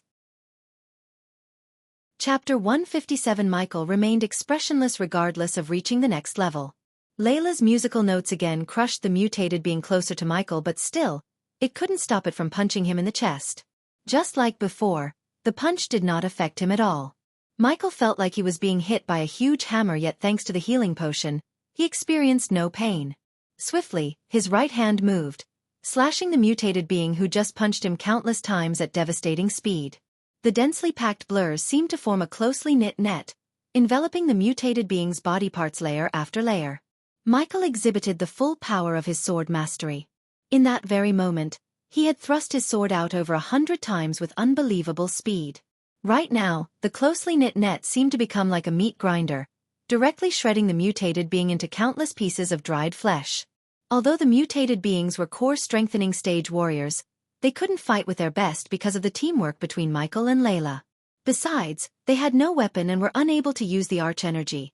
Since these mutated beings had no functioning brain, they did not even have the most basic awareness for dodging or resisting. All they knew was to attack outsiders with their fists, to slaughter the outsiders. In a nutshell, these were all like netherils. As a result, the strength of the mutated beings was far from the time they were alive. Therefore he was able to slice and dice them like veggies without much trouble. Ding! Congrats to the host for killing a core strengthening stage level 7 mutated being. The reward is 90,000 experience points. Finishing off the mutated being, Michael immediately used the lightning dash, disappearing instantly. Just when Michael disappeared, 2 fists brutally spaced into the empty space he was before. The power created a sonic boom. Plop! Suddenly, a visible note clashed with the mutated being behind Michael, easily severing the limbs. Again, Michael sliced the body before wind blasting the pieces far away, so the pieces won't reform quickly in front of him. Unexpectedly, more mutated beats appeared out of nowhere, surrounding them. Michael already felt the effects of the healing potion fading away little by little. Congratulations to the host for leveling up. The current level is body strengthening stage level 7. On the other side, while Michael was fighting the remaining mutated beings, Layla fought the 4 newly arrived human core strengthening stage mutated beings. She carried her Vina in her left hand while her left hand constantly danced about on top of it. Sound waves collided with the 4 core strengthening stage warriors one after another. Every sound wave would create a great hole as they hit them, and the knockback was so powerful that the four struggled to advance forwards. Although Layla took a different path of cultivation, her strength clearly was much greater than anyone in the same stage as her. The special sound wave attacks carried a great strength, able to stop the advance of four core strengthening stage mutated beings without much difficulty at all. It was even enough to make the four of them retreat, unable to approach Layla no matter what. Layla played 5 of the 7 strings with a rhythm. Each sound wave shot out from Angel's vena as her fingers moved, and whenever a sound wave would collide with one of the 4 core strengthening stage beings, it would leave behind some energy of the vena in the air. Slowly, the residue energy accumulated and became denser and denser, and when it reached a certain level, Layla also stopped playing. She looked towards Michael and called out, "Retreat quickly!" Hearing it, Michael did not hesitate at all. He immediately finished off his last mutated being before turning into a chain of blurry figures and retreating to Layla's side. Layla's finger slowly fell on the 6th string, which caused it to fluctuate gently. The 6th vena string produced a clear sound. It began to tremble heavily, and shortly afterward, the vena energy that had accumulated in the air suddenly became extremely violent. With a boom, the vena energy immediately exploded, where the violent ripples directly ripped the 7 Saint Ruler mutated beings to shreds. Roar! Roar! Roar! The commotion of battle here had alerted the experts far away. Immediately, dozens of beast-like roars resounded from far away in all directions. The roars flooded the sky, essentially resounding throughout the entire treacherous ocean in the pitch-black sky. Immediately, a dozen or so presences radiated over from different directions, and even further away, an even more powerful presence faintly appeared, including soul-refining stage mutated beings. "Leave here quickly," Layla said hoarsely. She could already feel the appearance of a terrifying presence, something that would even be able to cause her fear. It was a fusion stage living corpse. Michael also looked grim. Although his environmental scanning was suppressed in the treacherous ocean, he was still able to clearly feel the presence of more and more terrifying mutated beasts. He had also discovered that at least several dozen core strengthening and soul refining stage warriors were currently flanking them from all directions. Once they were trapped, the outcome would be virtually disastrous. It could even attract even more experts. Michael and Layla fled at top speed, fleeing into the distance as fast as they could. However, before they could get any further, the 7 core strengthening stage warriors ripped into smithereens by the sound waves had reformed. He was damn stunned to see the 7 of them again, not because he expected them to stay dead but according to his calculations, they shouldn't be here this soon as he blasted the pieces away in all directions and it should have taken some time to reform and reach the battle site. They all roared at the 2 of them, who had yet to flee far. A sliver of cold light flashed across Layla's eyes. She immediately placed the angel's vena before her, beginning to play it. However, with a flash from beside her, Michael had already charged at the 7 core strengthening stage warriors using the lightning dash as he carried the 2 swords. He called out, 40 seconds, he counted the remaining time before shouting at Layla, "Let's go!" Layla looked around the surroundings.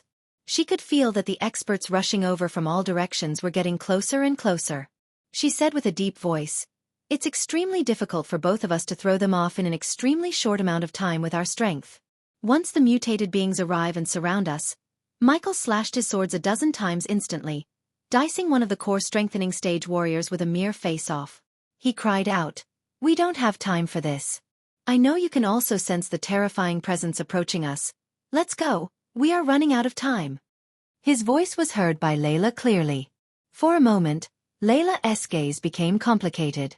She stood there in hesitation and did not leave immediately. Although she had reached the fusion stage at a young age, he could tell she had not much battle experience as she lacked the quick responses of Michael. The system urges the host to buy a special teleportation scroll for 10,000 badass points. "Do it!" He screamed in his mind and then he heard the system again. Only the host is allowed to teleport using the scroll. For a second, the system sounded like it was screaming with regret and anger. "Fuck!" He cursed inside, turning his gaze at Layla before another mutated being could come closer. "I'll hold them off, you get out of here." He came in front of her, shielding her from the mutated being's attacks while she was standing there, slightly traumatized. "I can take these attacks for another 30 seconds, I'll keep them busy while you fly away from here." She had never thought that in the dog-eat-dog world where it was filled with malevolent people, there would actually be someone so stupid that they would take an almost fatal risk to block several dozens of powerful entities, just to earn some precious time for a stranger that they had only met several days ago to escape. In a situation where death was virtually guaranteed, even brothers related by blood could betray each other, let alone a stranger. However, she had no idea that she's totally wrong. He was not being a white knight in shining armor, but he didn't want her to think that he abandoned her. After all, he still needs her help to get what he wants. Besides, he couldn't let her see him use a teleportation scroll, as she mentioned to him that no scrolls would work here, and if she sees him using one, it would definitely lead to some unpleasant questions. On the other hand, Michael's actions immediately caused a great change to Layla's gaze towards him. She stood there as the light flickered through her eyes uneasily. She did not know whether she should abandon Michael to flee for herself or to stay behind and fight with him. Although she had little chance of getting the demon dragon's heart at the center of the island without the death-kissed dragon of his, she could still survive on the outskirts before leaving the island. Currently, the great presences from all directions were getting closer and closer. Seeing how Layla still did not leave, Michael could not help but become mad. He called out, "What are you staying here for? What will you do? You won't survive. I have no time to explain, leave." Layla looked at Michael, who was currently battling the several core strengthening stage mutated beings while counting the seconds in his mind. In the end, she gritted her teeth and made her decision, turning around and leaving. She disappeared into the darkness in the blink of an eye. Even though her abilities with the Vina were extraordinary, she lacked the battle experience and the heart of steel like Michael. Once she was surrounded, she knew that it would be much more dangerous for her than Michael, who certainly had a way to deal with them and escape. Chapter 158. After Layla departed, Michael slowly backed off from the mutated beings to use the teleportation scroll. Meanwhile, the presence from the surroundings was currently approaching where he was. Michael kept the mutated beings around him busy all by himself. He constantly dealt terrifying sword wounds to them, but these injuries did not affect them at all. They battled for just a few seconds, and 5 of the 7 mutated beings were already diced up by Michael. However, their bodies rebuilt themselves immediately. They were completely indestructible. "Time to escape, kid." The old man's voice sounded from behind. "System, use the scroll now." The very next moment he shouted. A golden light instantly covered Michael before a mutated being threw a punch aiming at his chest. He immediately moved his body to save the baby dragon from getting punched to death and took the punch directly on his left chest. Currently, the violet-dressed Layla stood several kilometers away, staring in Michael's direction, showing mixed expressions on her face. She could clearly hear the noise of intense battle, which then gradually faded away. "I hope you come back alive," Layla murmured gently. Afterward, she went off quickly into the distance with her Vina, slowly disappearing into the darkness. Somewhere far away in the treacherous ocean, a golden spatial hole in the mid-air appeared. In a flash, the golden hole disappeared, but one could see a black figure screaming and falling from the sky. Feel thud. The black figure hit the ground, producing a loud thud noise. The black figure was no one but Michael, whose right hand now looked weird and bones sticking out because of the fall. Michael spurted out blood. His chest was aching like he was being hammered alive. He was experiencing excruciating pain in his abdomen and chest, and he could tell he had broken a couple of ribs. Gritting his teeth in pain, he willed the system to give the healing potions he brewed from the system storage. The healing potion appeared on the ground as he slowly reached out his left hand to pick it up, fighting the pain inside of him. The fall broke his arm, but the punch he received from the mutated being just before activating the teleportation scroll messed up his inside. Luckily, there was only a millisecond's difference between the punch and the end of the golden healing potion's effects. Cough. Cough. He coughed out a mouthful of blood again while checking to see the baby dragon's condition. His last-second dodge thankfully saved the baby dragon. He heaved a sigh of relief. "You better come back to life stronger." He nudged the sleeping dragon with his bloodied fingers. Shockingly, the corners of the baby dragon slightly, very very slightly, like it could still understand what he was saying. This little act of the baby dragon put a smile on his face and momentarily gave him the strength to overcome his pain to swallow the healing potion. Crack. The very next moment he gulped the healing potion. He cracked his right arm to set the bones in the correct position so the healing potion would heal his wounds much more quickly and efficiently. After getting fully healed, he did not go anywhere, sitting back down on the ground and slowly closed his eyes. He waited silently for dawn, as he always remained vigilant of any activity in the surroundings. Originally, he wanted to return and rendezvous with Layla. But traveling in the night in the treacherous ocean truly was a bad idea. and Layla probably left the region before long ago. It would be extremely difficult to search for her with a limited range of only a few hundred meters. System, show my stats. He ordered the system in his mind as the familiar stat window appeared in front of him. System version 3.0 Safe mode. Host. Michael cultivation level. Body strengthening stage. Level 7 experience points. 30,000/3000000 badass points. 29,000 skills and spells. Wind blast. LVL2 responsive shield.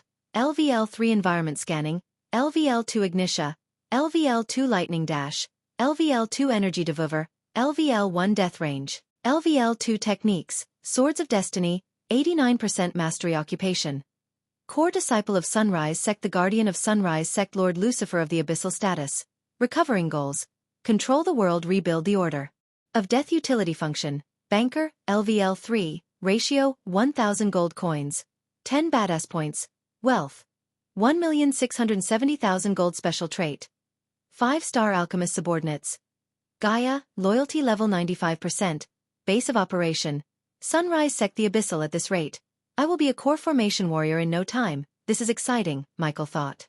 I hope you come out of the safe mode, system, Michael said, staring at the grayish interface. The system can vaguely feel a sliver of extremely potent energy.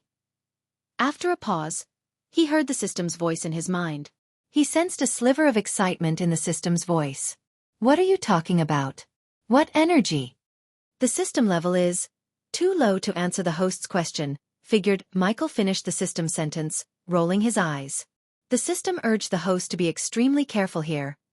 What happened to adventure out, exploring the dangers?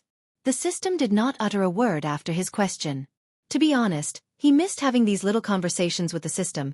He expected the system to be more human-like after upgrading, but contrary to his expectations, the system entered into a safe mode, returning to its previous robotic nature. Suddenly, Michael's expression changed. He quickly exited the system, narrowing his eyes at distance. Caution flickered in his eyes. I can't stay here for long, damn it. Is this just a coincidence, or they are somehow finding me? Several powerful presences appeared far away, quickly approaching the area. Pushing away all his questions to the back of his mind, he carefully placed the baby dragon into his pockets before disappearing into the dark night in the blink of an eye.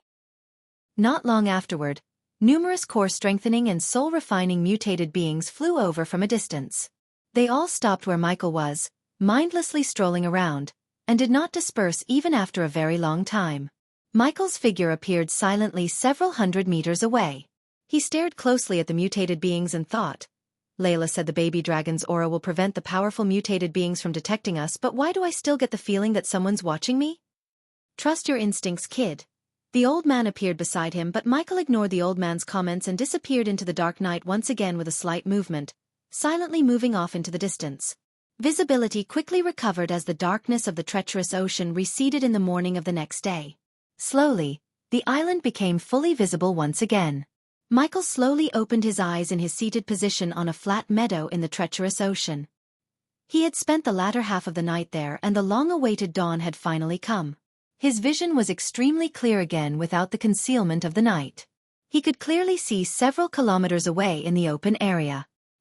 He did not stay here much longer, following the signs of battle from the night before to continue on his way towards the depths of the treacherous ocean. He hoped he could find Layla, who he had been separated from. Only by traveling together he could survive this place and get what he wants. He hurried on his way, but his vigilance did not decrease by the slightest. He would look around for any signs or hidden traps from time to time. Along the way, he found many mutated beings wandering around mindlessly. They were all either core formation or core strengthening stage beings, but with no exception, Michael avoided all of them from afar, without even coming within a 1,000-meter radius. After last night's events, he seriously doubted that the death-kissed aura could completely make him invisible to all these mutated beings.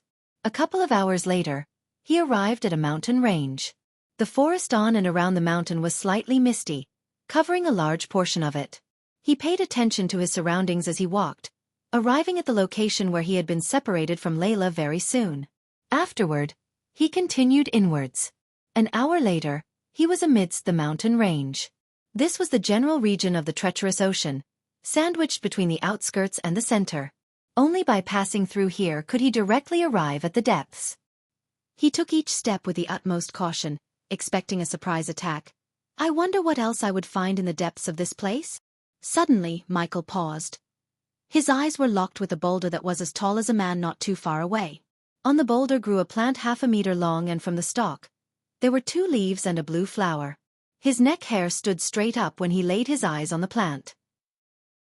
That's a blue camellia, an extremely rare herb, Michael immediately exclaimed after seeing the flower.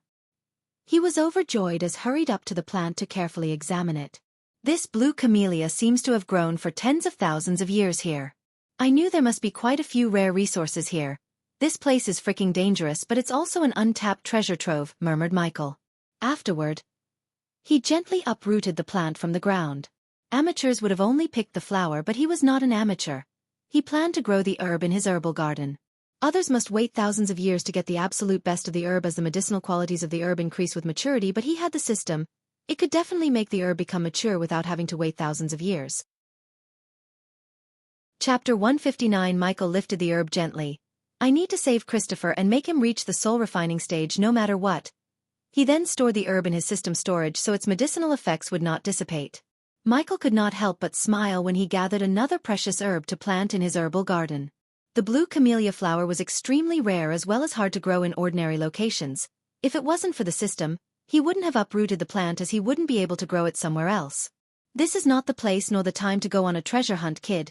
Spectre's voice appeared again as he turned to see the old man still following him. The mist must have some chemicals that induce hallucinations, just like the fear toxin. That was definitely not just an illusion, he said to himself, looking at Spectre, his mentor. He was doing his best to ignore the old man, but it was damn hard to neglect a lifelike person who follows him everywhere.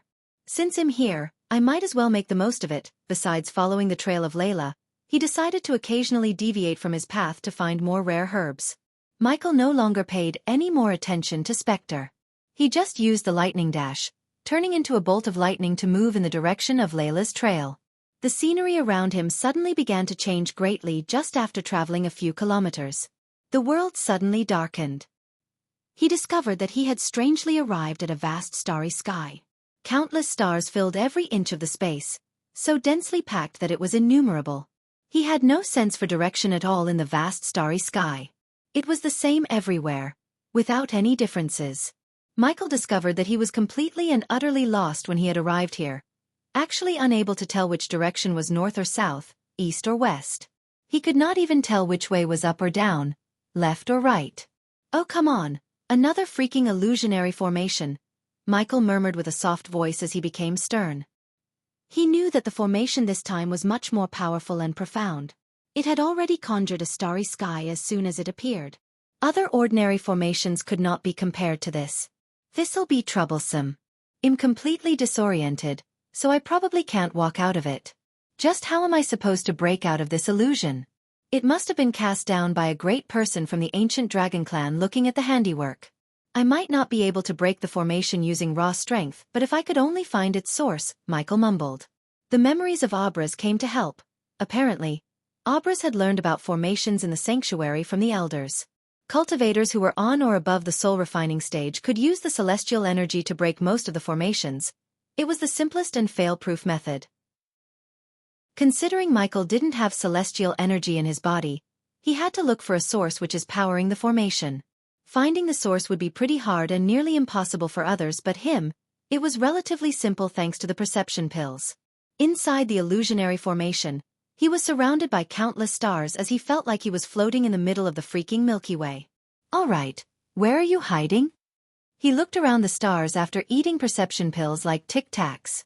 Since he maintained a healthy diet, exercise, and his cultivation were regulated through the system, he did not have to worry about polluting his body by taking too many pills. It was one of the perks of having a system. After taking the perception pills, the Milky Way surrounding him became more lucid as he could see each star clearer. All the stars around him were flickering twice in a regular interval. Each star radiated a unique color. None looked similar to another one. Staring at thousands, even millions of stars, his head ached as he rubbed his temples. Eventually, after a few hours of studying the patterns of the flickering stars, he found a star in the distance that flickered a millisecond faster than the others.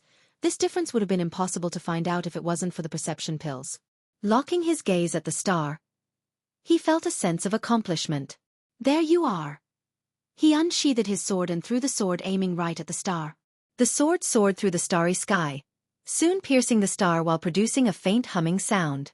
After the sword pierced the star, he only felt the wild whistling of the wind, and soon afterward, his vision suddenly brightened. He had already left the illusion of the starry sky, returning to the treacherous ocean once again. Around him stood the familiar mountains and hills. Heck yeah! He couldn't help but shout with a sense of pride after breaking the formation without depending on Layla. However, he did not dare to linger any longer. Lightning dash, he activated the spell, turning himself into a bolt of lightning before advancing through the depths of the mountain at an extremely great speed. Soon enough, he stopped before a small 3-meter-tall tree. The tree was neither too wide nor too thin. It was a healthy tree with dense leaves and thick branches, and through the dense thicket were a few fist-sized red fruits, slightly obscured by the leaves. They were like apples, but their red skin glowed. Silk apples, his eyes sparkled in excitement. Among all the potions and pills he knew, 90% of them tasted horrible, including the perception pills he just took. When he was eating them, he felt like he was chewing a rubbery egg. Although silk apples didn't have medicinal qualities like blue camellia, it was one of the very few fruits that could change a pill's or a potion's fragrance and taste as well as enhance the pill's effects to a certain level. An alchemist would pay a small fortune to get their hands on silk apples because these fruits were extremely scarce in Elon or any other continents. Michael climbed slowly, making his way up to the tree to pick the fruits. One by one, he picked all the fruits, and because the system storage would keep herbs as well as fruits like this fresh without letting the medicinal qualities dissipate, Michael cleaned the entire tree with no concerns.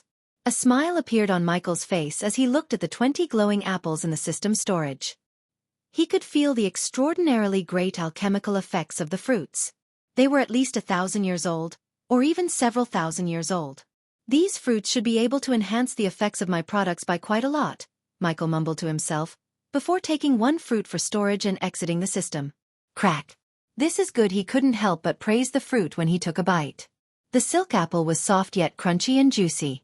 The sweetness made his taste buds and the tongue dance in joy. While savoring the apple, he resumed his journey following the trail left behind Layla, and he did not forget to check his surroundings for more rare fruits or herbs. On his way following the trails, he avoided many mutated beings with the help of the baby dragon's aura. Due to Michael's utmost calmness and cautiousness, Spectre's figure flickered constantly. He felt the effects of the mist fading away from his body. After a long time, he experienced calmness and breathed a sigh of relief. However, this feeling did not last long because suddenly, many mutated beings at various stages detected Michael somehow. They produced angered roars as they began chasing him. Oh, come on! Michael's mood became gloomy. He quickly unsheathed the 2 swords from the dual sheaths attached to his back. Several wild beast-like roars immediately arose in response as soon as they saw a group of mutated beings following Michael's presence. Several dozen powerful presences appeared immediately, quickly approaching the area. The roars from the surroundings grew closer and closer. Michael could already see the figures of a dozen or so mutated beings, currently him. He immediately filled every corner of his body with arch energy, making preparations for the strategic retreat, aka running away. The surroundings around Michael suddenly changed greatly. The lush mountains and forest disappeared, and so did the figures of the mutated beings. He had arrived at a blood-red world, where an edgeless sea of blood laid beneath their feet. It constantly bubbled like boiling water, but there was no heat at all. Fuck, it's another formation. Michael cursed, realizing that he had fallen into another formation. The sea of blood below began to surge suddenly, like a roaring wave. A big cluster of blood rose from it, slowly forming a huge dragon head. Roar! The dragon head, completely made from blood, roared at the sky. Powerful sound waves rocked through the entire world of blood, and shortly afterward, the head rose from the blood towards the sky, revealing a 100-meter-long crimson-scale dragon. He felt like he was in the Hobbit movie, only this time, it was terrifying. Although this dragon resembled Smaug, the dragon in the Hobbit movie, this dragon was at least 5 times bigger, meaner, and frightening. A few figures flickered in the surroundings at the same time. The mutated beings who were pursuing Michael had also entered the formation. They directly charged for Michael, paying no heed to the blood dragon. Chapter 160 Roar. The 100-meter-long blood dragon produced a roar that shook the sea of blood. Opening its mouth, It breathed scorching hot fire, surging directly for the corpses. The blood dragon did not seem to exist to the mutated beings. All they had in their sight was Michael, nothing else. They did not avoid the dragon's breath at all. They just wanted to rip Michael apart. The enormous dragon breath directly engulfed over 10 of them. However, this was not just an illusionary formation. As Layla said before, this was made of 2 formations, killing and illusionary formation. Therefore the fire ate away a large portion of the mutated beings' bodies as Michael watched on in shock. As expected, their indestructible bodies came into play soon afterward. They returned to how they were before, continuing their charge at Michael. He immediately activated the lightning dash and ran over the sea of blood, getting far away from the mutated beings. The blood dragon seemed to have felt seriously challenged after seeing how its dragon breath did absolutely nothing to the mutated beings. It roared angrily and swung its front claws at the mutated beings. The blood dragon was extremely powerful as it was radiating an aura of a level 10 soul refining stage beast. Before the dragon's claws, the core strengthening and core formation mutated beings were like soft butter as they were ripped in half by the dragon. The blood dragon did not stop with just that. It suddenly turned its great head towards Michael, raising its claw once again and swinging it as a blood-red blur at him. Sensing the danger, his neck hair suddenly stood up. He immediately leaped into the air using all of his strength, which led to the claw sweeping through thin air. Just as he was in mid-air, another 10 or so mutated beings appeared within the sea of blood. Their arrival immediately drew the blood dragon's attention. Its claws swept out once again towards the mutated beings, roaring in fury. Shit, shit, shit! He was jumping around, barely escaping both the dragon and the mutated beings. The only thing that helped him was the vast number of mutated beings that kept the blood dragon from targeting him. He was running out of perception pills, but he was not in the state to worry about that. Swallowing a couple of pills again, he focused on finding the formation source while evading the attacks. Although he used the lightning dash and was very agile, the mutated beings were still able to land some attacks. System, keep the healing potions coming He was gulping the healing potion and saving it in his mouth. Every time he sensed that he can't evade, he would immediately swallow the healing potion in his mouth so it would keep him from being severely wounded yet. His skin has slightly turned pale due to the blood loss. At the moment, there were numerous bloody wounds in his body and the black Neo suit was in a very sorry state. He was soaked in blood and there was not a single place in his body that remained untouched by his blood. What restricted his movements more was the baby dragon in his pocket. He did not only have to evade the attacks but he also had to keep the baby dragon in his pocket safe. This whole trip would be pointless if he let the baby dragon get killed now. Finally! After almost an hour of surviving the formation, he eventually found the formation's source. The source of the formation was hidden extremely well and he doubted that he could have found it without the perception pills. The source of the formation was nothing but one of the mutated beings that pretended to be trapped inside the formation. The moment Michael sent a bolt of lightning through its head, the sea of blood, as well as the blood dragon, disappeared. The next moment he appeared among the mountains once again. Give me a break! He desperately wanted to lay on the ground, healing the wounds, but beast-like roars constantly resounded in the surroundings. Several dozen mutated beings had already appeared, all charging towards him. A powerful presence that completely exceeded that of soul-refining mutated beings far away at this moment. It shot towards them several times faster than the mutated beings. Michael immediately became stern. He wiped off the blood from his face. Fuck, that's the presence of a fusion stage. Michael's face paled slightly. This was not the end. Up ahead appeared another abnormally powerful presence. It was actually another fusion stage being. 2 fusion stage. Michael exclaimed. His face had become completely drained of blood. He could barely survive a soul-refining stage mutated being if he was at his absolute best. In front of not 1 but 2 fusion stage mutated beings, he did not even think he could last a few seconds. At this moment, he wanted the system to come out of the safe mode like never before. However, he did not roll down and die. He retrieved 2 healing potions and gulped them in one go before activating the lightning dash using all of his remaining arch energy. Roar! He quickly shot through the mountains and forests. Behind him, the 2 fusion stage mutated beings remained close, pursuing them and unwilling to let them escape. They all flew just below the 10-meter threshold. He thanked himself for upgrading the lightning dash to level 2. If it wasn't for this spell, the fusion stage mutated beings would have caught him a long time ago. Suddenly, the nearby space suddenly began to twist when the 2 fusion stage beings were only 1,000 meters from him. The scenery before him changed in the blink of an eye. He was now standing in a bleak wasteland, completely barren of any greenery. It stretched as far as the eye could see.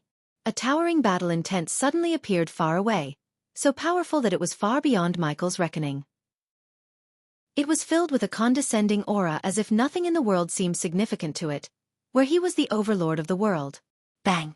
Bang! Bang! Suddenly, booms began to resound from afar. The land trembled rhythmically. Michael paled as he heard the sounds. Every boom coincided with his heartbeat. It seemed mysteriously connected, causing his heart to ache painfully every time it sounded out, like someone grinding their foot on his heart. He felt like his heart was about to explode. Arg! Michael clenched his chest in some pain. He had already become pale white, while his forehead was already wet with a layer of sweat droplets. He was astounded. What is this formation? It's so terrifying. Just the sounds from it are enough to suck away my strength. An ape-like figure clad in golden armor slowly appeared in the distance near the horizon.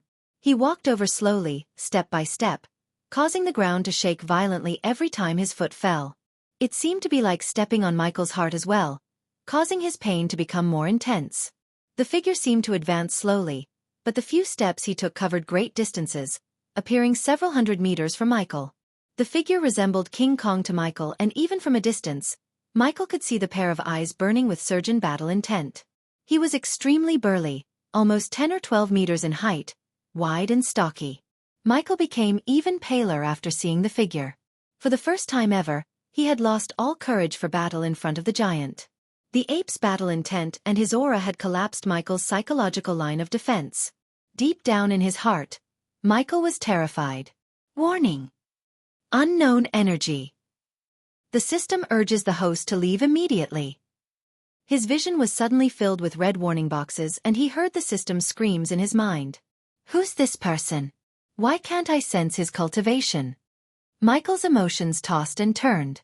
Another two figures appeared in the bleak wasteland at this moment. The fusion stage mutated beings had also entered the formation in pursuit of Michael. They charged towards him as soon as they appeared. He immediately activated the lightning dash, running away from the two fusion stage mutated beings. At the same time, the man moved. He slowly raised his fist, and a heavy voice boomed in the surroundings. Death to those who dare to intrude the land of Edros! The ape screamed, beating its chest violently, and then, it punched the air with devastating battle intent. The entire region began to appear so weak, so fragile before the man's fist at the same moment, time seemed to completely stop. Only the ape's large fist moved. In this instance, the two fusion stage muted beings as well as Michael all felt that they had lost control of their bodies. They could only watch on blankly as the ape's fist grew bigger and bigger into a gigantic ethereal fist. Swish!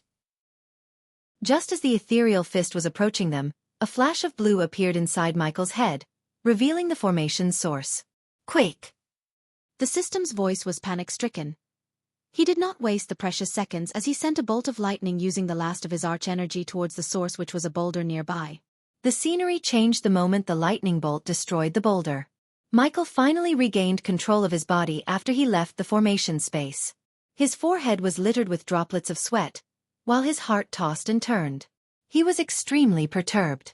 What the fuck just happened? Edros. I know this name, the heavy voice boomed through Michael's head again and again. His entire body began to tremble slightly. He searched through Ubras' memories and revealed everything he knew about Edros, the king of the Beastmen race. The Beastmen race's king, Edros, was an existence that surpassed immortals. He was a godlike figure revered by all the Beastmen as well as magical beasts. Michael immediately turned around to look back. All he saw was the two fusion stage mutated beings standing blankly several hundred meters away. A few moments after, a loud boom sound could be heard as they turned into dust and disintegrated. They showed no signs of reforming even after a lengthy time. A big droplet of dark crimson blood floated nearby that glowed brightly, several meters above the ground. Chapter 161. That must be that ape's blood, but how did it come here? A question appeared in Michael's mind as he stared at the crimson droplet of blood. He could not help but recall everything Abra studied about Edros and Idros' time. In ancient times, the Beastmen races and the dragons went to war with one another. At that time, Edros, who was the Beastmen race's king and their strongest, slaughtered many dragons. However, in the middle of the war, Edros disappeared without a trace. Idros' disappearance changed the tide of the war completely, and the beast men suffered a huge loss at the hands of the dragons. Eventually, the other races, mainly Nagas, organized peace talks between the two races because the war affected all the other races in the world. Since both races suffered a huge loss, they had no way but to end the war. Following Idros' disappearance, the Dragon Clan in the Dragon Island also mysteriously disappeared from the face of the planet. Soon, the dragons slowly lessened in numbers. Some died of old age while some just vanished without a trace. Michael was positive that Idros' disappearance has something to do with what happened to the Dragon Clan, and this drop of blood belonged to Edros. However, he was unsure if Edros, the greatest king of the beast men, had left this drop of blood here willingly. How did the dragons turn that ape's blood into this killing formation? Just a droplet of blood is already so powerful. It can easily kill off 2 fusion-stage mutated beings. No wonder slaughtered countless dragons, Michael thought as he stared at the golden blood that was growing further and further away. Suddenly, Michael seemed to think of something. His eyes narrowed abruptly and staring fixedly at the blood. This ape. The golden Babaru of Noah. Is that monkey somehow related to Edros? Michael's heart began to beat heavily. A terrifying notion appeared in his mind as he stared deeply at the crimson blood that gradually disappeared into the distance. He exclaimed, I have to return here when I'm strong enough. If that golden Babaru of Noah was Idros descended, he did not doubt that the monkey will be his foe in the future. After seeing the giant ape, his fire of saving the baby dragon burned brightly in his heart. With the system's help, he would turn the baby dragon into the biggest, baddest dragon this world has ever seen. After leaving the killing formation and the place where he saw Edros, he found a small cave to rest and heal his wounds. Luckily, he never tripped any formations on his way to the cave. He did find several mutated beings, but he was able to avoid them. Inside the cave, he was laying on the ground half naked, his robes torn to pieces, leaving him with only one set of clothes, the casual robes of King Chala. After cleaning his body using arch energy, he put on the robes. Creech! Michael tore his black coat to get a long strip and then, he tied the baby dragon onto his chest using the cloth. Suddenly his eyes narrowed, sensing the space several kilometers away being distorted. It must be Layla. She's fallen into a formation, Michael murmured because the space being distorted was a sign of an activated formation. Just as he was about to take a step forward, a familiar figure appeared before him, Spectre. Where are you going, kid? Don't risk your life trying to save a woman you barely know. It's not your style. Shut up, Michael understood what the old man was trying to imply. He tried to ignore the old man as he began to walk outside of the cave. Just let the woman, it's easy for you, isn't it? After all, you killed the only woman you loved. His steps were halted by the old man's words. Flames of fury and sadness emerged in Michael's eyes as he clenched his fists. Don't! His body was slightly shivering in anger. Images of a girl in her bathrobes on a bed flashed across his mind. The girl's white bathrobes and the bed underneath her were turned red by her own blood. There were 2 bullet holes on her chest and 1 bullet hole right between her eyes. He looked down to see a gun flicker in his hand. It was Michael who shot the girl. You killed your brothers, sisters, and the girl you loved because of a bunch of orphans. Spectre's voice fanned the flames burning in his heart, making him lose his calm. They were not my brothers and sisters, and she knew what was going to happen, he stuttered in anger. If it wasn't for her distracting me, I would have saved the orphanage, all those kids and all those people. Go away! He shouted, taking a few deep breaths to calm himself. He did not want to get distracted by Spectre, as any distractions inside the formation would lead to nothing but death. Lightning Dash. Soon after he reached the cave's mouth, he activated the Lightning Dash, turning himself into a bolt of lightning. He then moved in the direction of the distorted space. Eventually, after running for a few minutes, an indistinct violet figure attracted Michael's attention in the blurry, distorted space. Just as he guessed, it was Layla who was stuck in a formation in the distance. Without any hesitation, he charged at the formation, looking at the several soul-refining mutated beings who were heading towards Layla. After a couple of minutes, his surroundings turned gray and hazy in a blink of an eye, indicating that he had entered the formation. Layla levitated 1 meter in the air with her legs crossed, while the unadorned angel's vina laid on her hands. 10 elegant white fingers formed blurry afterimages, quickly playing the first 6 strings of the vina. She produced notes after notes hurriedly, while the seventh Vina string would also be struck from time to time. It would result in violent rumbles in the surroundings. Layla became extremely grim and her forehead was already covered in a layer of sweat. She had continued into the depths after she had been separated from Michael the night before. She had accidentally fallen into a powerful formation, one of the powerful formations of the Dragon Clan. It has been well known since ancient times. It was the absolute killing formation, the Wrath of 100 Dragons. It was said that in ancient times, several half-immortals of the Beastmen race died to this exact formation, achieving wide renown. It was known as one of the deadliest formations in the world. Deafening dragon roars constantly boomed through the illusionary hazy space. The entire space was filled with huge dragons as they all used their dragon breaths, swung their claws, used various secret techniques, or just charged directly at the center. There sat Layla in the air. She used her Vina to block the attacks from all directions strenuously. Countless sound waves shot from the Vina, surging in all directions. She had learned about formations including the Wrath of 100 Dragons in the Royal Library of Azair. As a result, Layla understood this formation very well. The Wrath of 100 Dragons was, just as the name suggested, was a lethal formation formed from a total of 100 dragons. The formation had 7 forms. In the first form, all 100 dragons were as powerful as body-strengthening beasts. In the second form, their strength would increase to the core formation stage. With the third form, the 100 dragons would reach the core strengthening stage beasts. The fourth, fifth, sixth, and seventh forms would respectively make the 100 dragons reach the soul-refining, fusion stage, half-immortal, and immortal stage. I hope this formation is not a complete one, Layla prayed in her heart. She was still able to forcefully break through the third form if she burned her vitality greatly, but once it reached the fourth form, it would be certain death for her.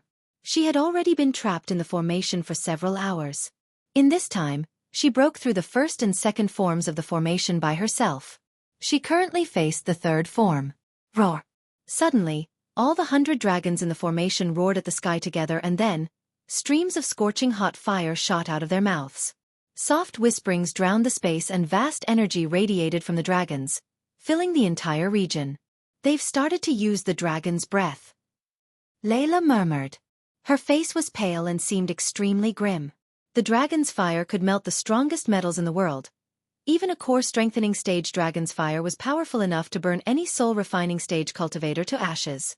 Hundreds of these core-strengthening stage dragons could certainly kill not one but several fusion stage warriors like her if they used the dragon's breath. Layla gritted her teeth and a sliver of determination appeared in her eyes.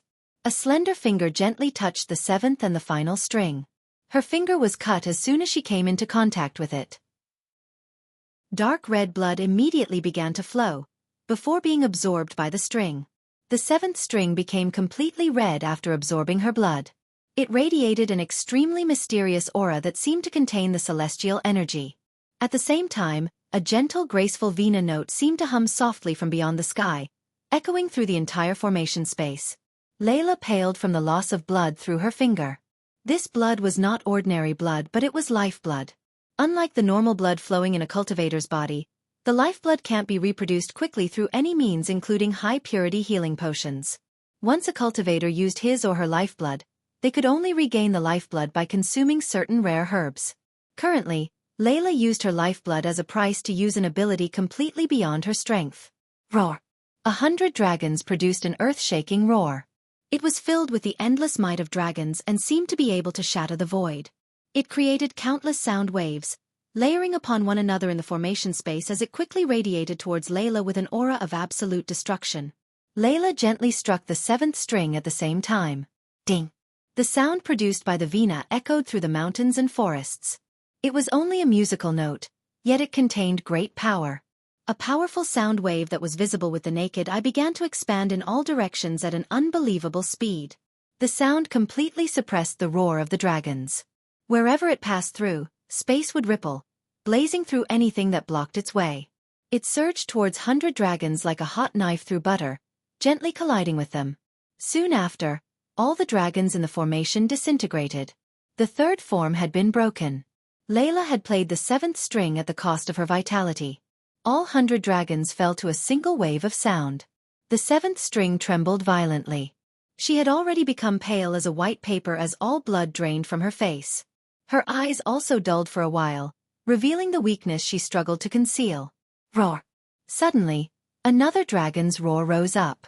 Soon afterward, vast presences appeared in the formation space. The 100 dragons had reformed their bodies and they each radiated with an aura countless times more powerful than before. Despair immediately appeared in Layla's eyes when she saw this. She said with endless bitterness, "The fourth form. It's the fourth form. Looks like I'm fated to die here today." Breaking through the third form of the formation was already her absolute limit. She possessed no more strength for any resistance against the fourth form that could simply kill a lone fusion stage warrior like her. Chapter 162. The formation had completed its fourth form. All 100 dragons revived.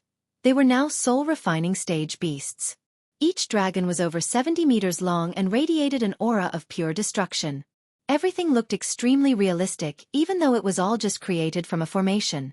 The vast aura from the 100 dragons pressed against Layla to the point where she even struggled to breathe as if she was dying from asphyxiation. Another dragon's roar resounded as several dozen dragons charged at Layla. Their auras were like a huge mountain, brutally pressing against Layla's soft body. Layla was pale. She had already given up resisting. When she broke through the third form of the formation, she had already lost a great amount of lifeblood. She was so weak that she would not even have the power to face the third form again right now, much less the fourth. Several dozen huge soul-refining dragons aggressively charged at Layla, wanting to break her into pieces. The distance between them was decreasing rapidly. Layla slowly closed her eyes, falling to the ground while slowly losing her consciousness. Her heart was filled with an unwillingness to give in, but she had no power to resist the fourth form. Just when she was about to accept her fate, a golden bolt of lightning flashed in the hazy space when the dragons were 100 meters away from her. Michael directly charged into the formation space, with one goal in his mind: save Layla. As soon as he entered, the scene before him changed drastically. He saw the might of the killing formation clearly. He appeared right beside Layla, so everything he saw was exactly what Layla was experiencing. A few dragons had already flown over, swinging their huge dragon claws filled with a force capable of shattering the void at him. The claws were already less than 10 meters from their heads. Time was of the essence. If he wanted to save her and escape this formation, he had to find the formation's source. He did not have the time to say anything as he lifted her from the ground. Lightning dash.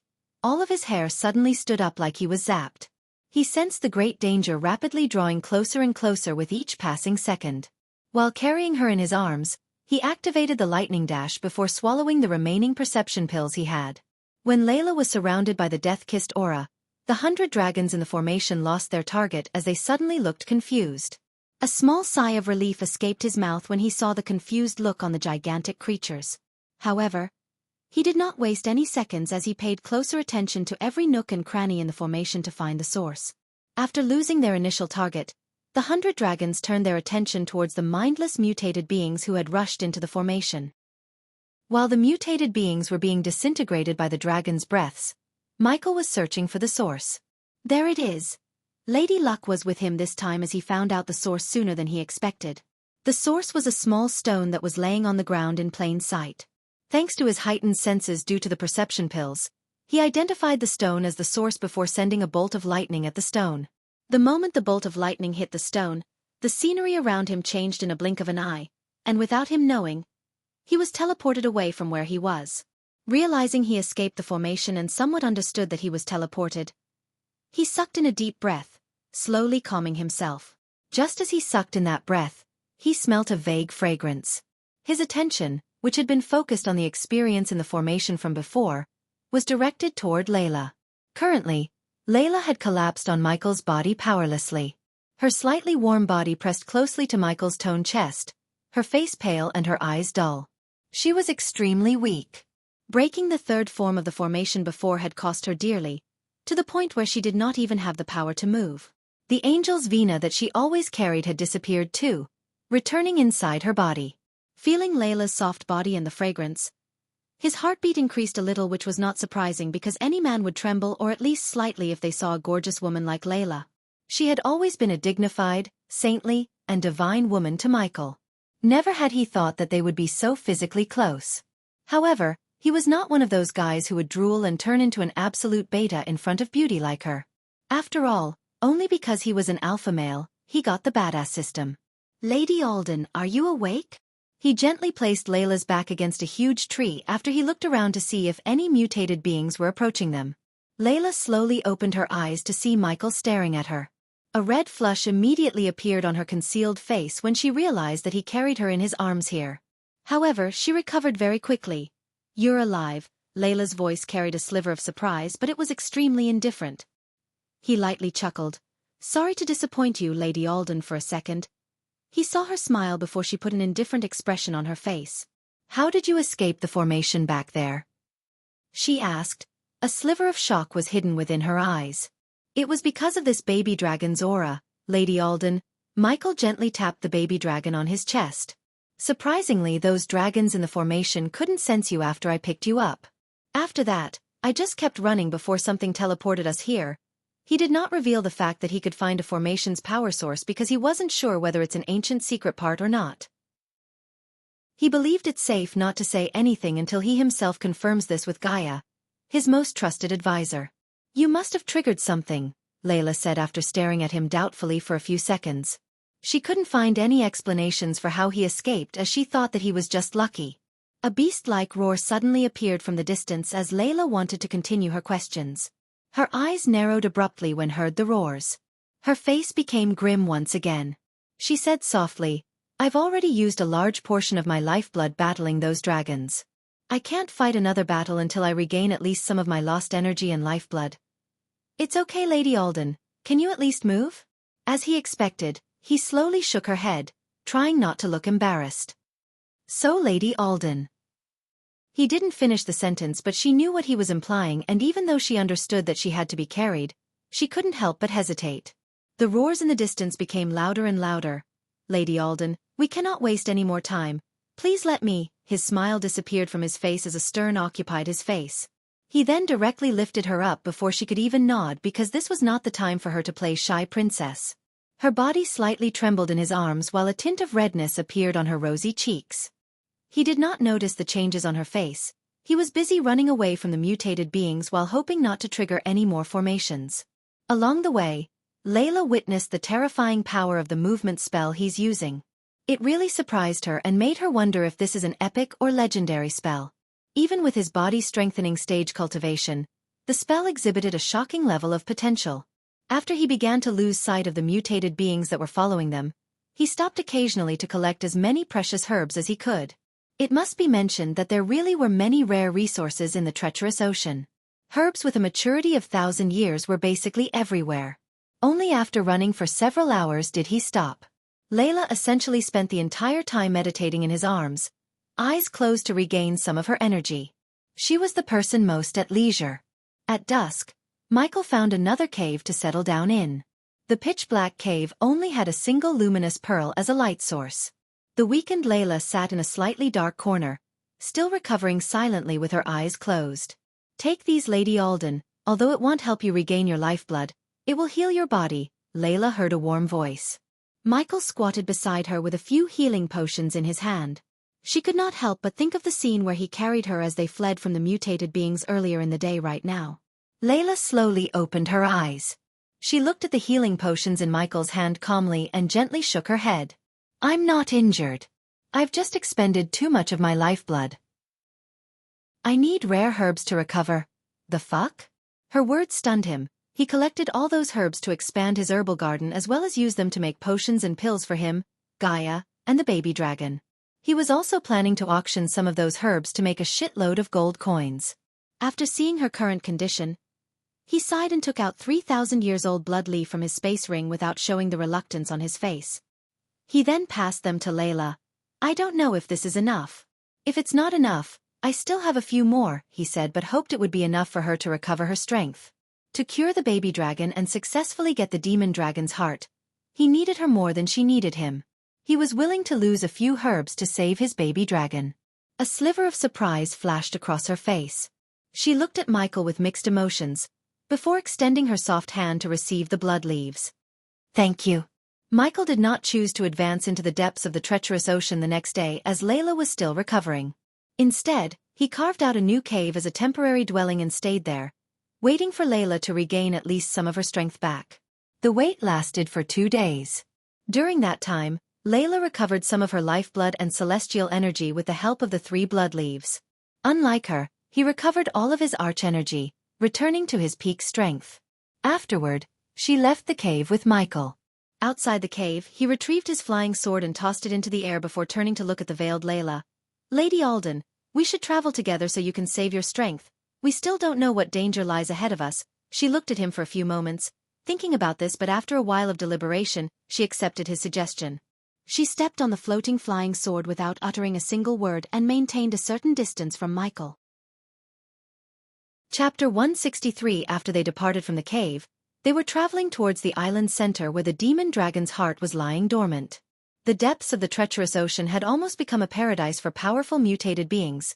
They could be seen wandering in the mountain ranges everywhere like they were taking leisure strolls. The center of the island was covered with thick smoke, giving the area a gloomy ambience. In the center of the island, a human-sized orb was radiating bright beams of light, resplendent and dazzling. Countless powerful mutated beings were wandering around the orb. The orb had a ruby-red surface as from within, one could see a bright red light flickering in a rhythm. Veins and roots ran chaotically on and around the orb, lessening the warm light radiated by the orb. This was the demon dragon's heart, the item Michael and Layla were searching for. Suddenly, the orb shuddered from within, glowing brighter and brighter. Roar! At this moment, no matter if it were the powerful mutated beings closer to the orb or those roaming on the outskirts of the island, they all roared loudly. Several tens of thousands or even hundreds of thousands of mutated beings roared together. This commotion could literally be described as earth-shaking, causing mountain ranges to fall and the void to collapse purely from the sound. The roars from several tens of thousands of powerful mutated beings were filled with absolute hatred for some unknown reason. The treacherous ocean's appearance was finally changed at this very moment after countless years. The entire island shook violently, the ground jolting and opening up chasms thousands of meters deep.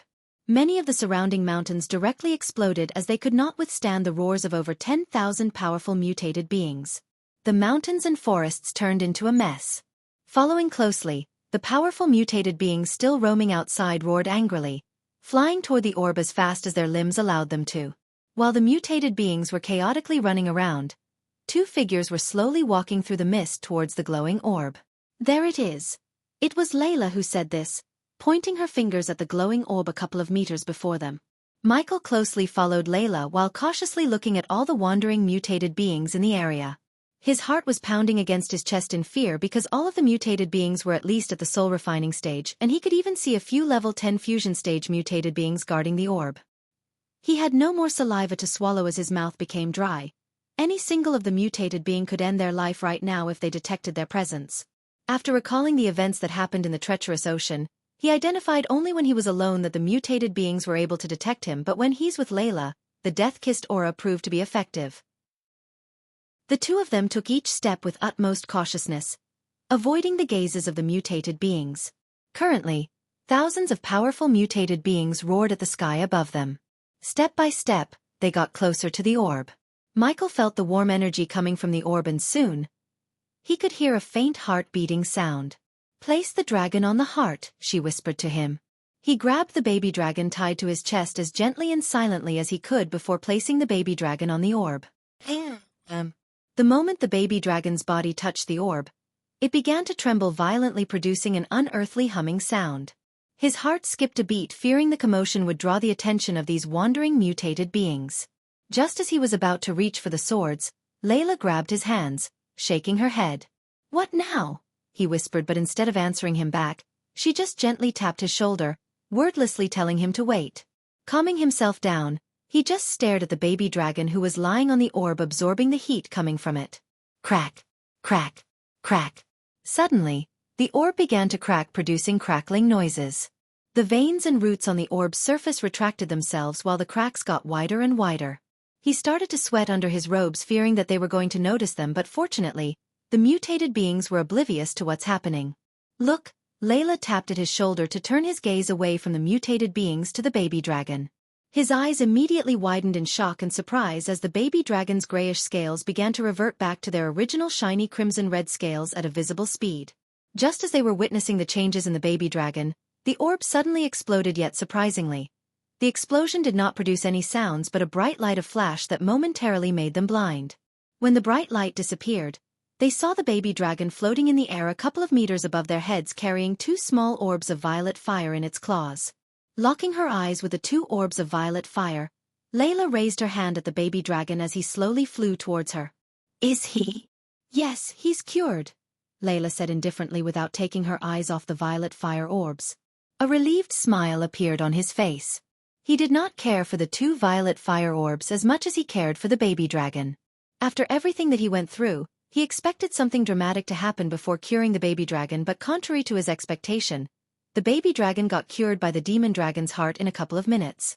He was cradling the baby dragon as if he was his baby, and beside him, Layla immediately put the two fire orbs in her space ring. So those two balls of fire, his voice trailed away.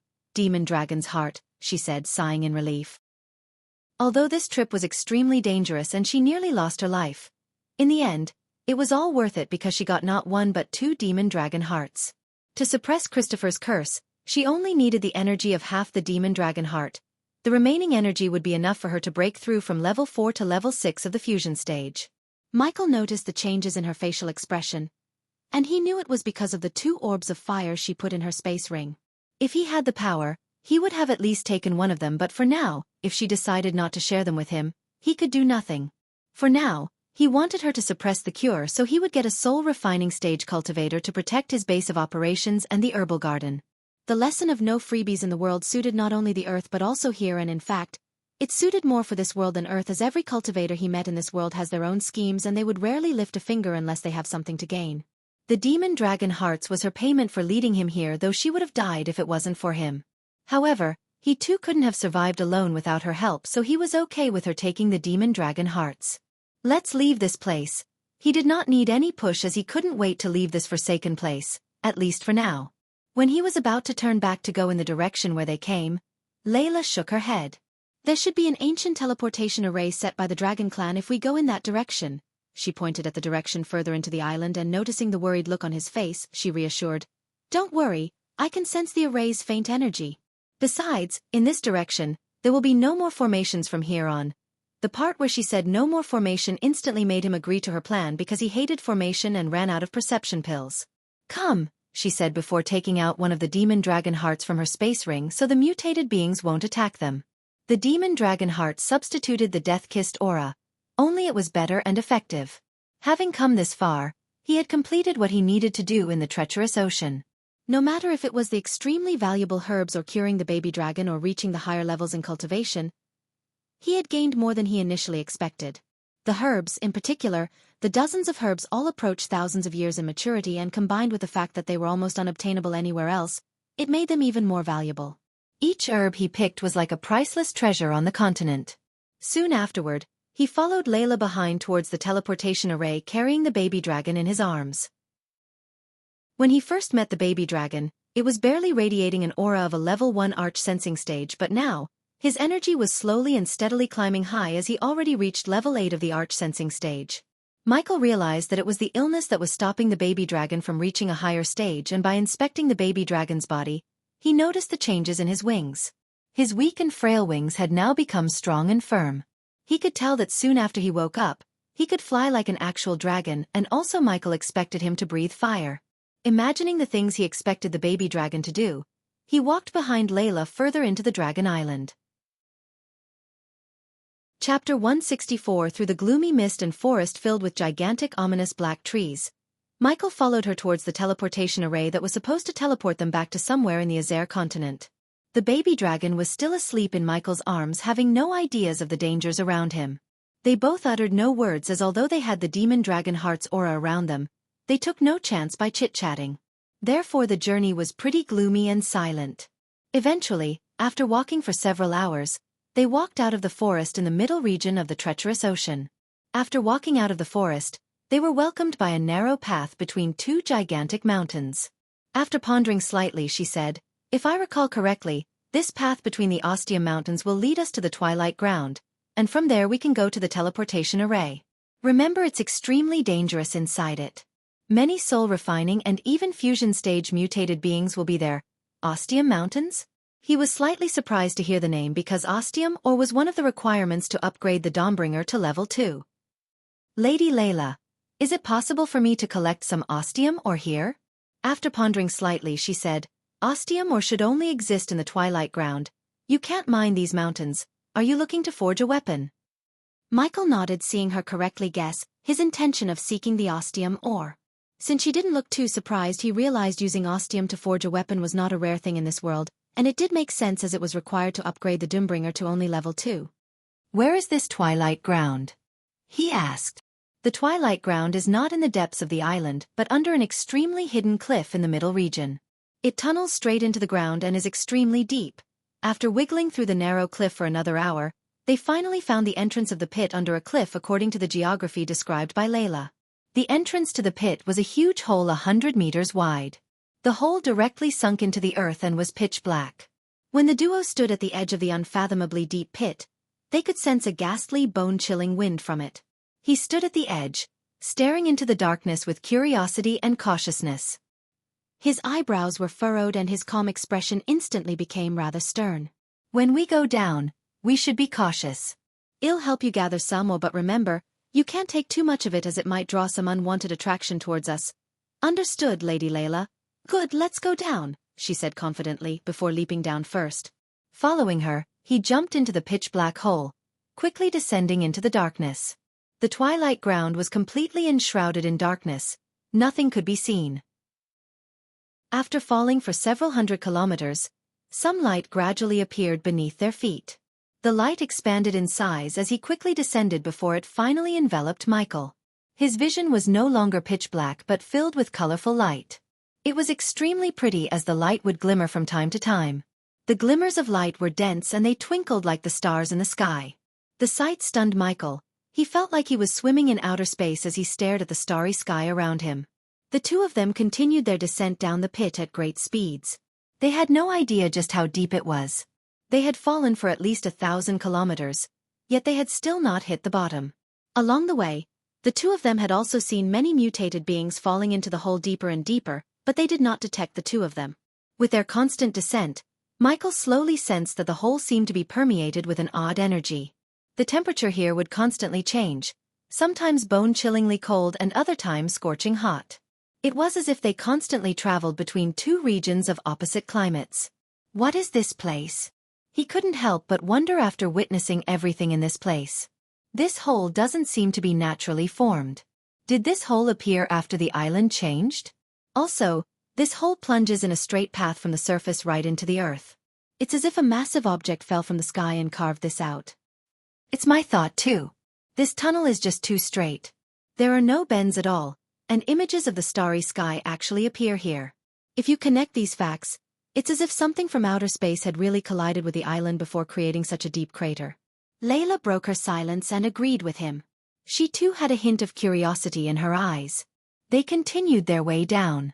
Eventually, after falling for several hours, they finally hit solid ground. They had arrived at the bottom of the hole. The pit still permeated with colorful nebulae.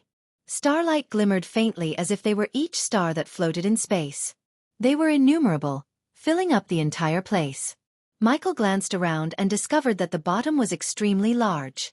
It stretched as far as the eye could see, and he could feel that the weird energy was even thicker here. The surrounding temperature constantly alternated between a frigid coldness and a scorching heat. Just what is this weird energy? Is this celestial energy? Nah, this is something else, he mumbled to himself as he stared at the surroundings. Even his inherited memories of Abras contained no information on the weird energy here. At this very moment, a strand of scorching energy fused with a strand of the frigid energy mid-air. Michael and Layla immediately focused on it with their senses.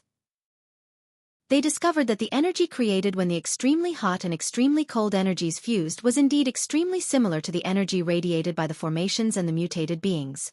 There must be some connection between this hole and what happened to the Dragon Clan? Just how many mysteries this world holds? He asked himself before beginning to search the surroundings. After he traveled 100 meters, some dust that glimmered slightly on the ground caught his attention. Squatting down, he gently grabbed a handful of the glimmering chunks of stone and closely examined it. Don't collect that. Collect the ores that are floating in the air. Suddenly, he heard Layla's voice coming from behind. He glanced at the pebbles of ostium in his hand and then looked toward the glimmering ores that floated in mid-air like stars. Although the glimmering ores of ostium in the air were much smaller than the ores on the ground, they glowed brighter than those on the ground. Those ostium ores floating in the sky are purer than the ores on the ground, she said, and then she moved away from him to quench her curiosity about this place. Glancing at the ores in his hand, he hesitated slightly. He did not throw them away, but instead, he put them into his system storage. Then, he began to collect the ostium ores floating in the sky. As the ores in the air were extremely well dispersed, his speed of collecting them was not great and their small size did not help him. A while after he was collecting the ores, Layla's voice came from the distance, "Come over here." Michael immediately stopped his collection, walking in Layla's direction to see why she called him in the middle of his treasure hunt. When he got there, he saw Layla standing in front of a human corpse. They did not know how long it had been dead for, but its appearance had not changed at all. Layla was examining the corpse curiously, while he sensed the weird energy in the surroundings constantly entering the corpse and slowly fusing into its bones. This weird energy just happened to be produced when the extremely hot and extremely cold energies fused. Looking at it, he's already been dead for thousands of years, but there's no sign of decomposition at all, she said with a deep voice. Michael too stared at the corpse with interest. Lady Alden, I can feel that there are some changes currently occurring in its body. I think this weird energy is mutating the body. At this very moment, the corpse on the ground snapped open its eyes without any prior signs. Its eyes were dull without any signs of life. It immediately produced a great roar, echoing through the entire pit. Afterward, it slowly stood up from the ground and turned its head like it was scanning its surroundings. His hands were already reaching for the swords, but Layla shook her head, wordlessly telling him not to do anything. "Let's back away," she whispered to him, slowly backing away from the mutated being while the mutated being started to wander around the place mindlessly. Although she had fulfilled what she needed in coming here, she had no intention of leaving immediately, unlike she pretended. She ventured onward in the twilight ground with Michael, as she was extremely curious about the transformation of the island that occurred all those years ago. Of course, she had no idea of telling him everything, especially the fact that she was leading him a long way instead of a short way to the teleportation array. The area of the twilight ground was unknown to Michael, therefore, he could only trust that she knew the path and follow her behind. They traveled for a dozen or so kilometers in one direction but still had not reached the end. As they traveled, figures of the mutated beings gradually appeared in their sights. Since she said not to collect too much ostium ores, he sighed helplessly and kept walking past all the ores floating in the sky. However, after walking behind her for several hours, he creased his brows. "We've actually come back to where we were before." Chapter 165. Considering Michael searched the place for ostium ores before starting to collect the ores floating in the air, he was familiar with the layout and he instantly realized that they came back where they were before. "Lady Alden, we were here before," he said, and by the look on her face, he could tell she also noticed this phenomenon. "This is the mystic disorientating formation. How? How is this possible? Why would it appear here?" She mumbled under her breath unconsciously, and because of the perception pills, he heard her. "Lady Alden, are you familiar with this formation?" His tone of voice contained a tint of doubt. "Yes, I learned about this." She regained her usual calm composure, hiding confusion in her eyes. "Where dash? Just follow my steps," she waved her hands, stopping Michael from asking any questions about the formation. He began to doubt that Layla's intention of coming here is more than to obtain the demon dragon hearts. He hesitated for a while before he followed her behind. He decided to trust Layla this once to see if she had a method to break through the formation or not. "Pay attention to my footsteps. You must not take a step wrong. If you do, you won't be able to break out," she warned him again. She then began to step back and forth like she was slow dancing. There were 38 steps required in total to walk out from the formation. When she took the 9th step, the surroundings immediately began to change. She discovered that she had actually arrived in a vast starry sky. Afterward, Michael appeared behind her. When he realized he's now in a vast starry sky, they all stared blankly. They were extremely shocked. Unlike before, at this moment, he could see outer space as his vision was filled with nebulas, Milky Ways, bright stars, and even colorful lush planets. "Whoa! Is everything before me an illusion, or have I really come to outer space?" he said in shock. He could not tell whether what he saw right now was real or fake. Michael observed the surroundings, frowning his eyebrows. A couple of seconds after he was staring at the scene speechlessly, Layla began to explain, "It's not an illusion, it's real. We've really come to outer space." Whoever cast the formation must have had some terrifying level of understanding about formations. The steps we're taking right now to walk out of the formation just happens to match the bridge that leads to the other side. Every step matches perfectly with an extremely crucial point of the bridge. Stepping wrongly would be like stepping off the bridge and falling into the water. What would happen if we took the wrong step? Although what she said was like a fictitious story to him, he believed it firmly because he was not the one to doubt, after all. He has a system with him. Who would believe that? She shrugged. I don't know. This formation connects worlds and is extremely profound. Everything before us is real. We've followed the bridge and arrived in outer space, and only by following it we can reach the very end successfully.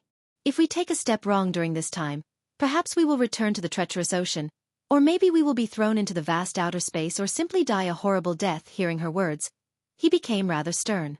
As the system went safe mode, he treated everything with utmost vigilance. Who would have cast this formation? They actually extended it into outer space, bridging outer space and the world. Unbelievable, he sighed in amazement, his inner voice filled with sincere respect and admiration. Let's go, she said solemnly, continuing on her way with mystical steps. He quickly shoved all of his curiosity and questions to the back of his mind, carefully following her steps in the empty space. With every step they took, the surrounding starry space would undergo some minute changes, as if they had crossed several hundred miles with just a couple of steps. When the two of them took the 13th step, the scene before them suddenly changed. The starry space around them disappeared and they had arrived at a circular tunnel 10 meters in diameter. It was chaotic around the tunnel. One could see nothing but darkness and hear an unearthly humming. This is the spatial tunnel, she said with a deep voice. What's a spatial tunnel? Michael asked subconsciously out of curiosity, holding the baby dragon tightly. This was the first time he had ever heard of something called a spatial tunnel. I don't know either.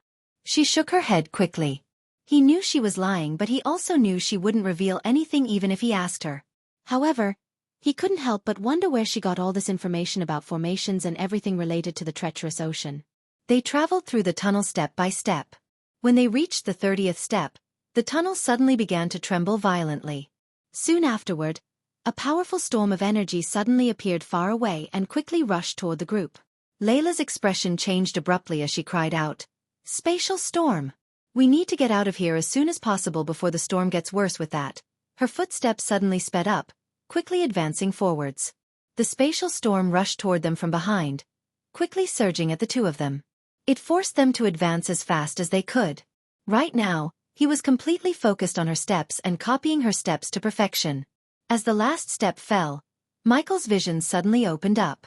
The spatial tunnel and the spatial storm that surged behind him all disappeared as if he had arrived in a different world. It was extremely peaceful in the surroundings, without any dangers.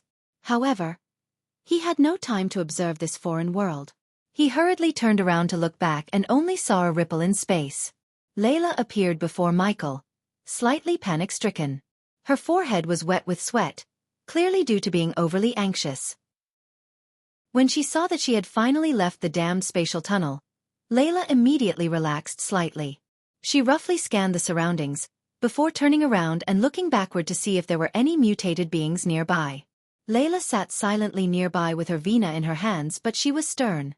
In this foreign world, there was an unknown number of dangers.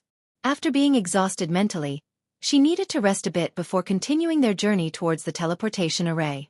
Even up to this point, Michael had no idea that she took the long path filled with unknown dangers and mystery rather than taking the safe and shorter path to the teleportation array. Having no ideas of her deception, he looked around and realized that he was currently in an endless wasteland. It was desolate, without any grass or signs of life. There was no sun or stars in the sky. It was a hazy gray and did not even have clouds. After a while, he turned his gaze to Layla, who just stood up, ready to leave. Where to next? After some silence and thought, she replied, "There should be a path leading to the teleportation array a couple of miles away from here. I can sense it. Let's go," she said, but she herself wasn't completely sure about what lies next. However, since that person who cast the formation put so much effort into constructing a spatial tunnel that crosses through the stars on the Dragon's Island leading up to here, she believed that there's some secret hidden here and she wanted to see what it is. Michael hesitated slightly because even though they didn't meet any mutated beings on their way here, this place and everything gave him a bad feeling. For now, the only thing he could do was follow Layla, in hopes that she knew the way of getting out of here. At this very moment, an ancient, desolate presence appeared in the far-off distance. It was vast and boundless, quickly expanding into the distance with a soul-shaking might. Feeling the presence, the expressions of the two changed greatly. Before the presence, they felt like even an ant was more significant than them. The pair could not even think of resisting before the presence. Shortly afterward, two colors, red and blue, appeared beyond the horizon. They plunged into the sky like two pillars, radiating with an ancient and desolate presence. Both of them unconsciously looked at the two pillars of light. Afterward, their minds rumbled. Currently, they simultaneously envisioned a foreign scene. They witnessed the chaos before everything, as well as the birth of stars, Milky Ways, and even the universes. Wake up! At this very moment, a powerful shout of the system reverberated through Michael's head. It woke him up and the previous scene of chaos completely disappeared. He returned to reality and he was not the only one who awakened. Even Layla beside him returned to her senses from the powerful shout of the system. System, what the hell was that? What did I just see? Did I just witness the scene where this world was created? Michael's mind was filled with questions. His hands were shaking uncontrollably. The scene with the primordial chaos constantly flashed through his head. He had never felt this terrified in his entire life. The scene of the world creation and the presence of the two lights shook his core, making his mind go blank and weak. The system level is too low to answer the host's question, and the stuff on that level is not something you should know or the system can explain right now. What you just witnessed is not the creation of this world but everything. With your power level, knowing more about this will only lead you to certain death. The system said seriously, and just before he could curse the system for not telling him anything, its voice sounded again in his mind. However, the system's serious tone took a 180 turn as it sounded like it was cooking up some plan. Layla, on the other hand, did not pay any attention to Michael. She just kept looking at the two pillars of light that surged toward the sky in the distance. Her expressions were mixed, grim while also pleasantly surprised. What are you doing? He saw her taking out Angel's Vena from her space ring. I'm going to harness some energy from the pillars, she said before dashing towards the light pillars in the distance, giving him no time to stop her. What? Michael was astounded. Although the system did not clearly explain the origins or anything about the two energy pillars, he got a sense that they were not something he or Layla should meddle with without proper knowledge. Stop her! He heard the system scream in rage. The sound of the system almost made him feel like his head was about to explode. Bitch, bitch, bitch.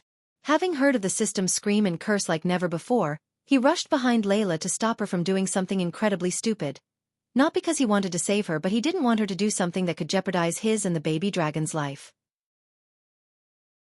Chapter 166. As soon as Michael approached the two light pillars, he felt intense cold energy and scorching hot energy at the same time.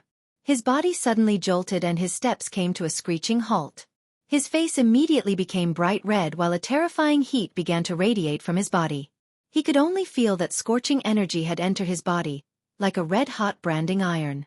It radiated with a terrifying heat that was destroying his body. Meanwhile, Layla's expression also changed abruptly. She immediately became sheet white. An extremely cold aura began to radiate from her, and there were vague signs of the ground freezing.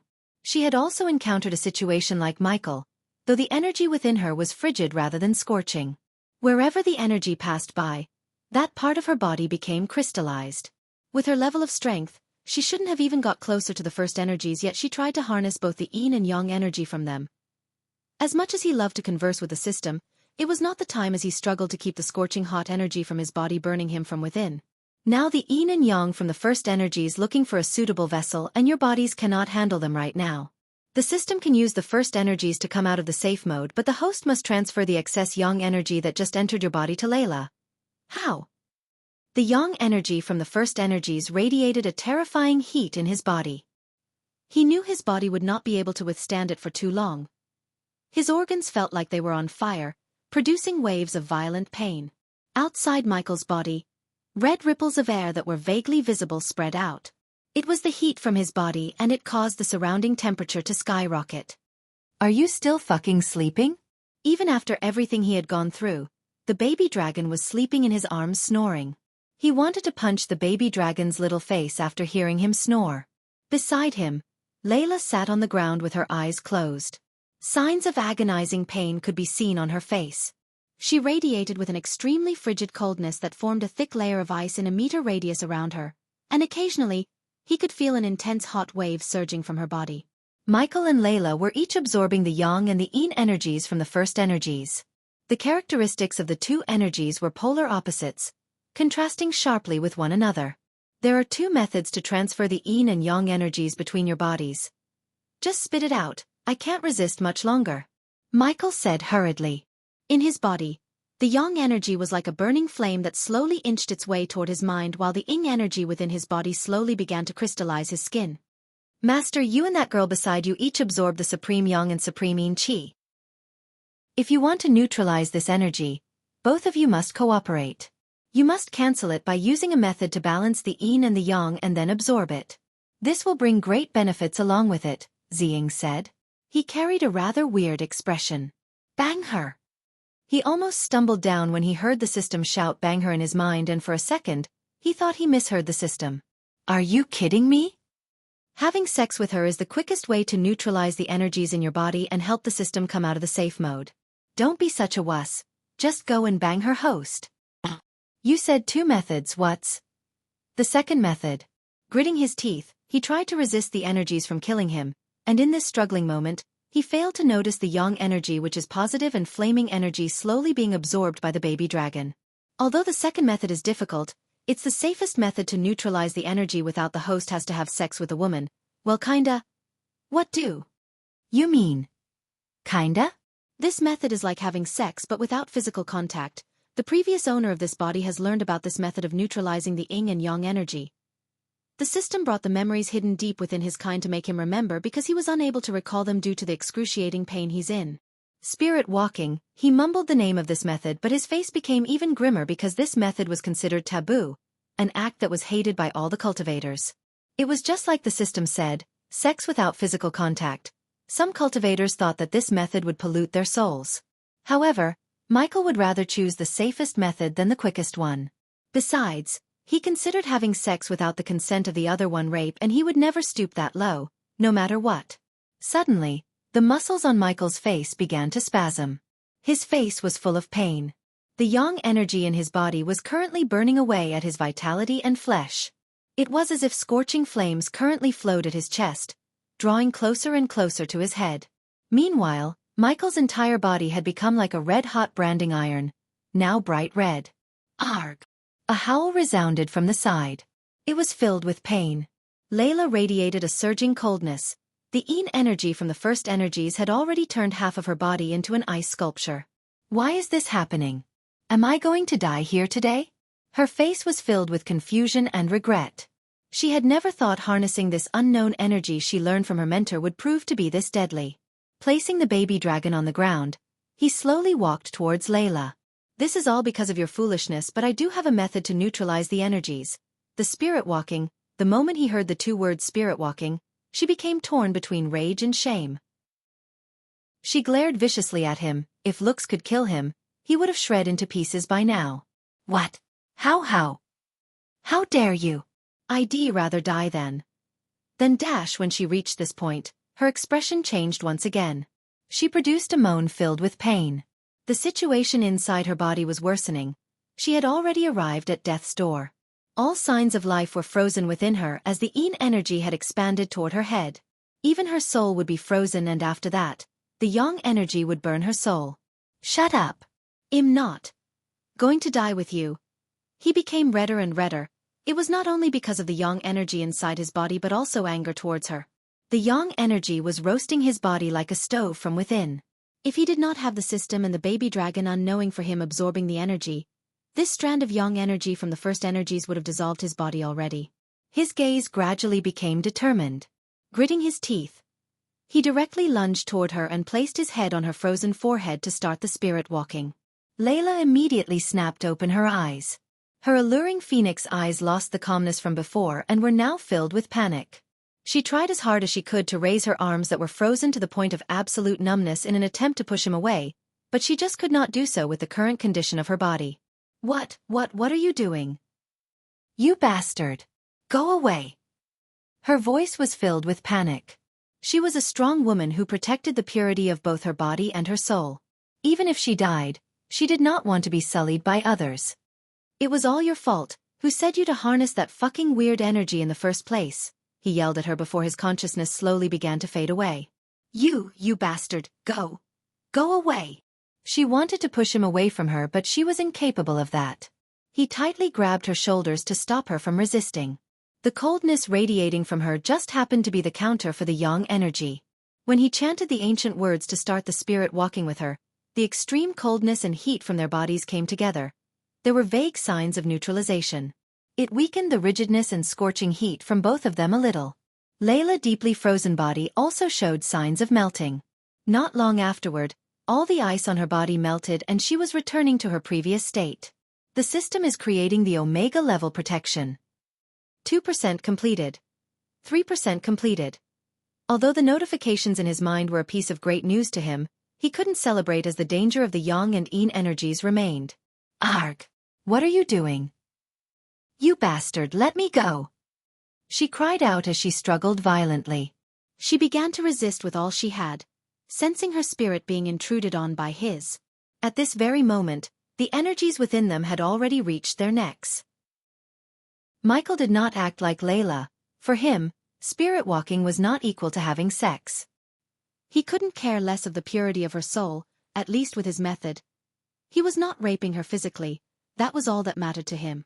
Ignoring Layla's violent struggles, he immediately focused harder to keep the connection between their souls.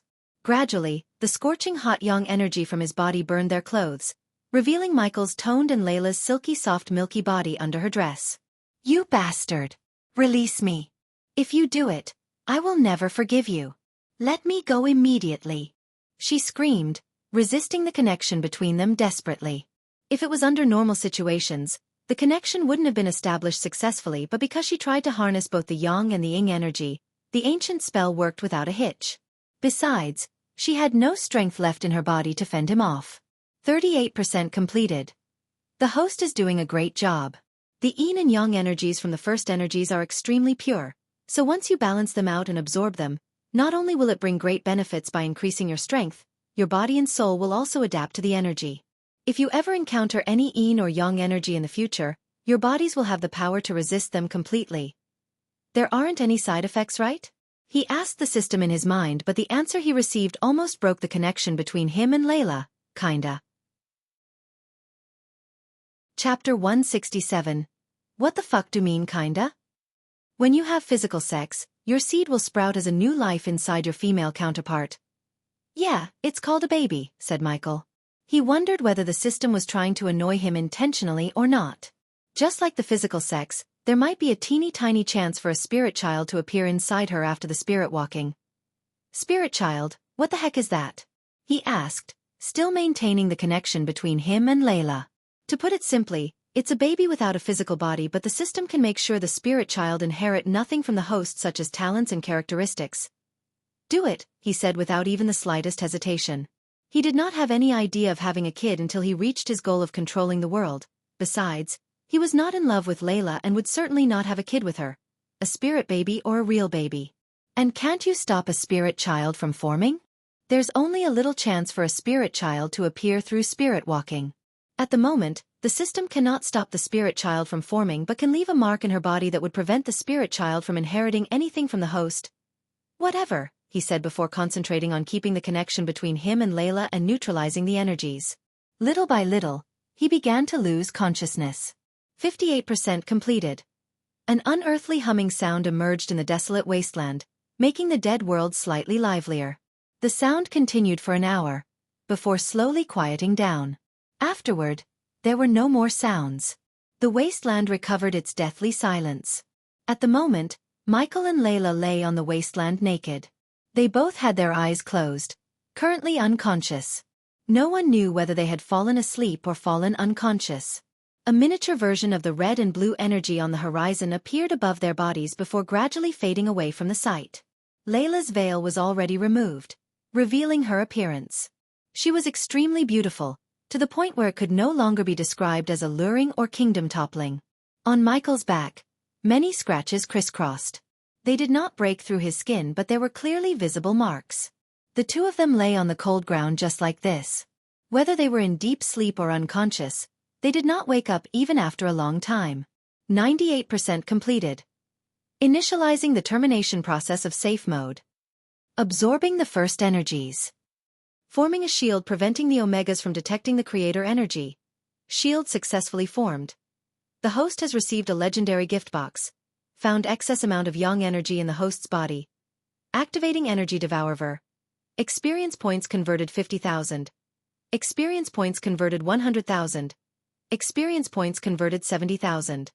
Congratulations to the host for leveling up. The current level is Body Strengthening Stage Level 8. Experience points converted 50,000.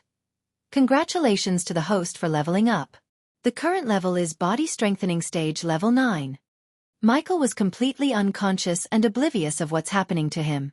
The energy devourer kept converting the weak excess yang energy remained in his body to experience points, and because the first energy was extremely powerful compared to the arch energy, the conversion directly made him break through a couple of levels at once. On the other hand, Layla could only reach the next sublevel as her body couldn't use the excess yang energy in her body as the system did. Experience points converted 70,000.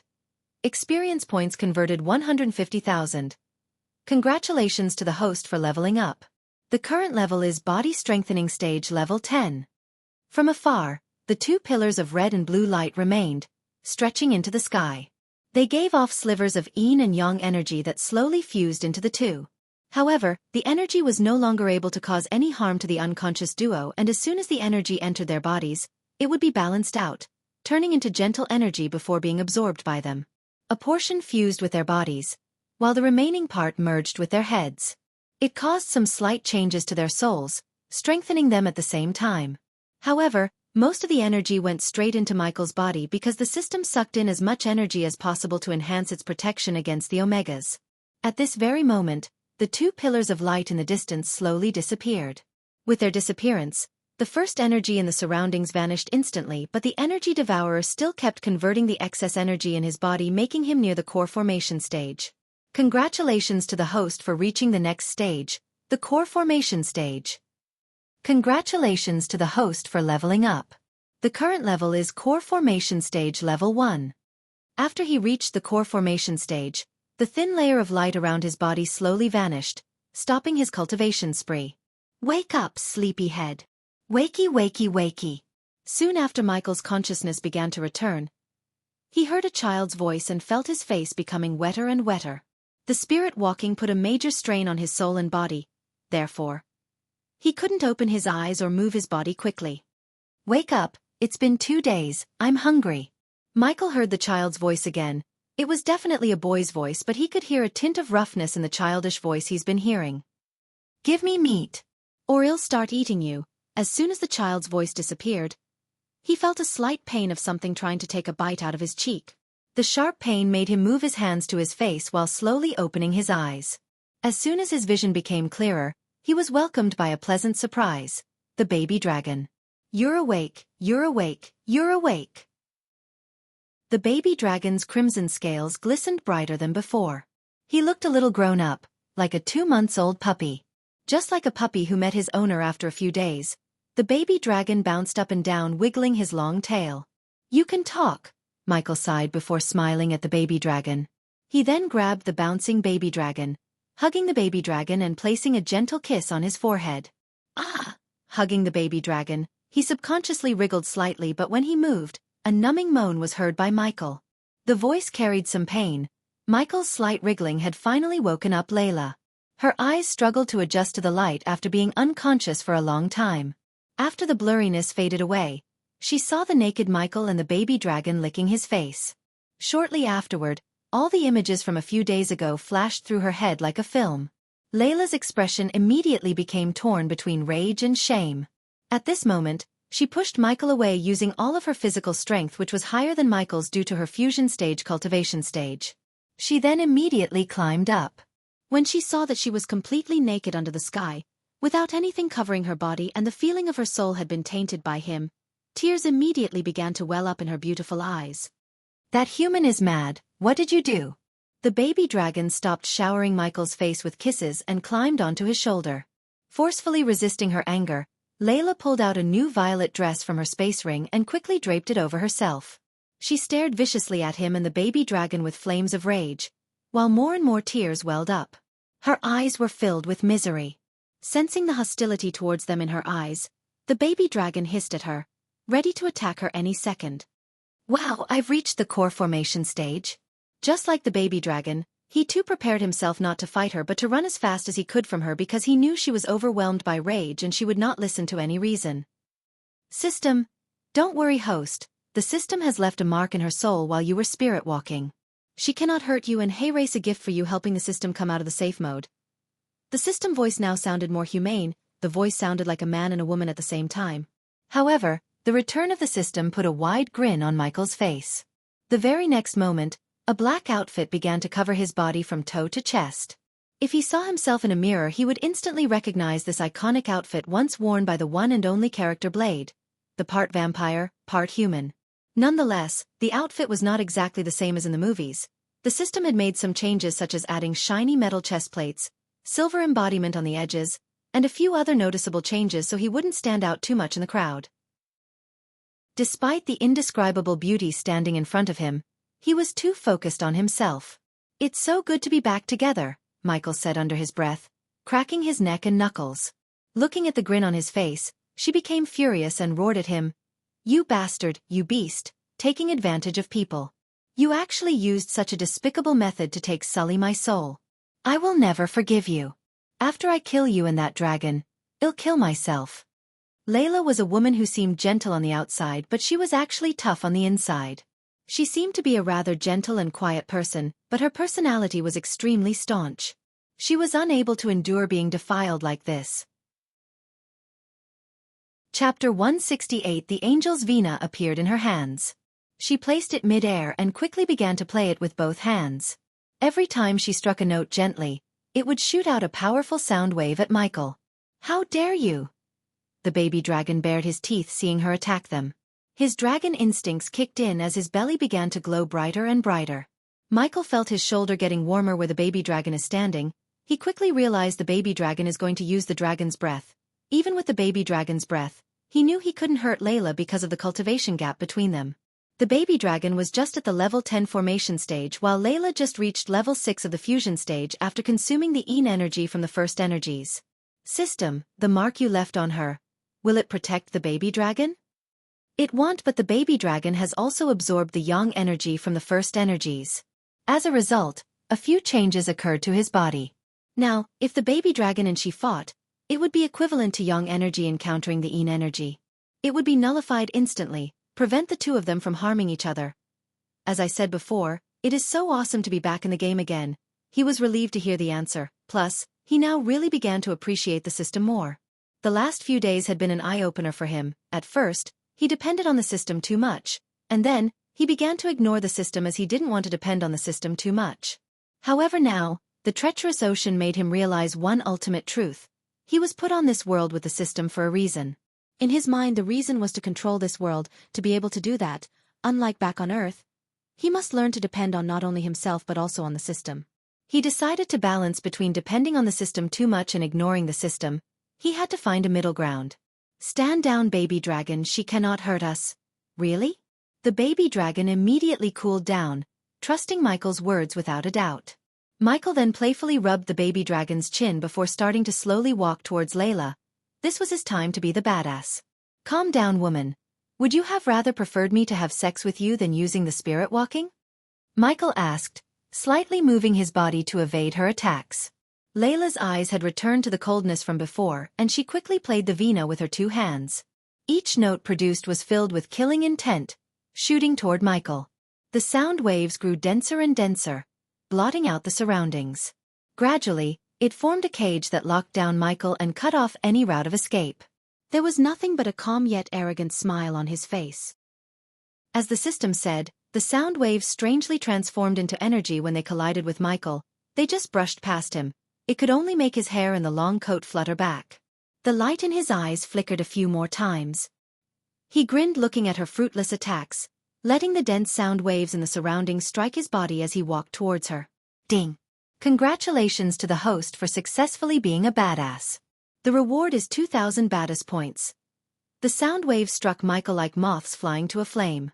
However, with no exceptions whatsoever, the sound waves were unable to harm him. That tickles, Michael giggled playfully, driving her crazy. The baby dragon also let out an arrogant smile and stood on his shoulder, chest puffed out, head straight like he was a king standing in front of his subjects.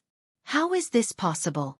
Seeing that her attacks were unable to harm Michael, she also revealed a shocked expression. Afterward, the melody she played changed and she cried out, "Smiting angel, come forth!" The Smiting Angel was one of the relatively more powerful melodies that Layla knew. It used the vina to confuse people, causing their souls to vanish and disperse into the surroundings unknowingly. It was a terrifying melody that killed without any signs, and it was impossible to guard against. The gentle vina notes resounded through the surroundings. It seemed to be filled with a certain charm, calming down everything in the world at that very moment. Even the gentle breeze in the area stopped. Michael stood 30 meters away, quietly listening to the melody. He could naturally feel that the vina notes concealed a killing intent, but when he heard it, he did not feel anything. It was as if they could not affect him at all and posed no harm. That tickles me too, he. The baby dragon laughed out loudly to make her even more furious. The baby dragon enjoyed making her mad.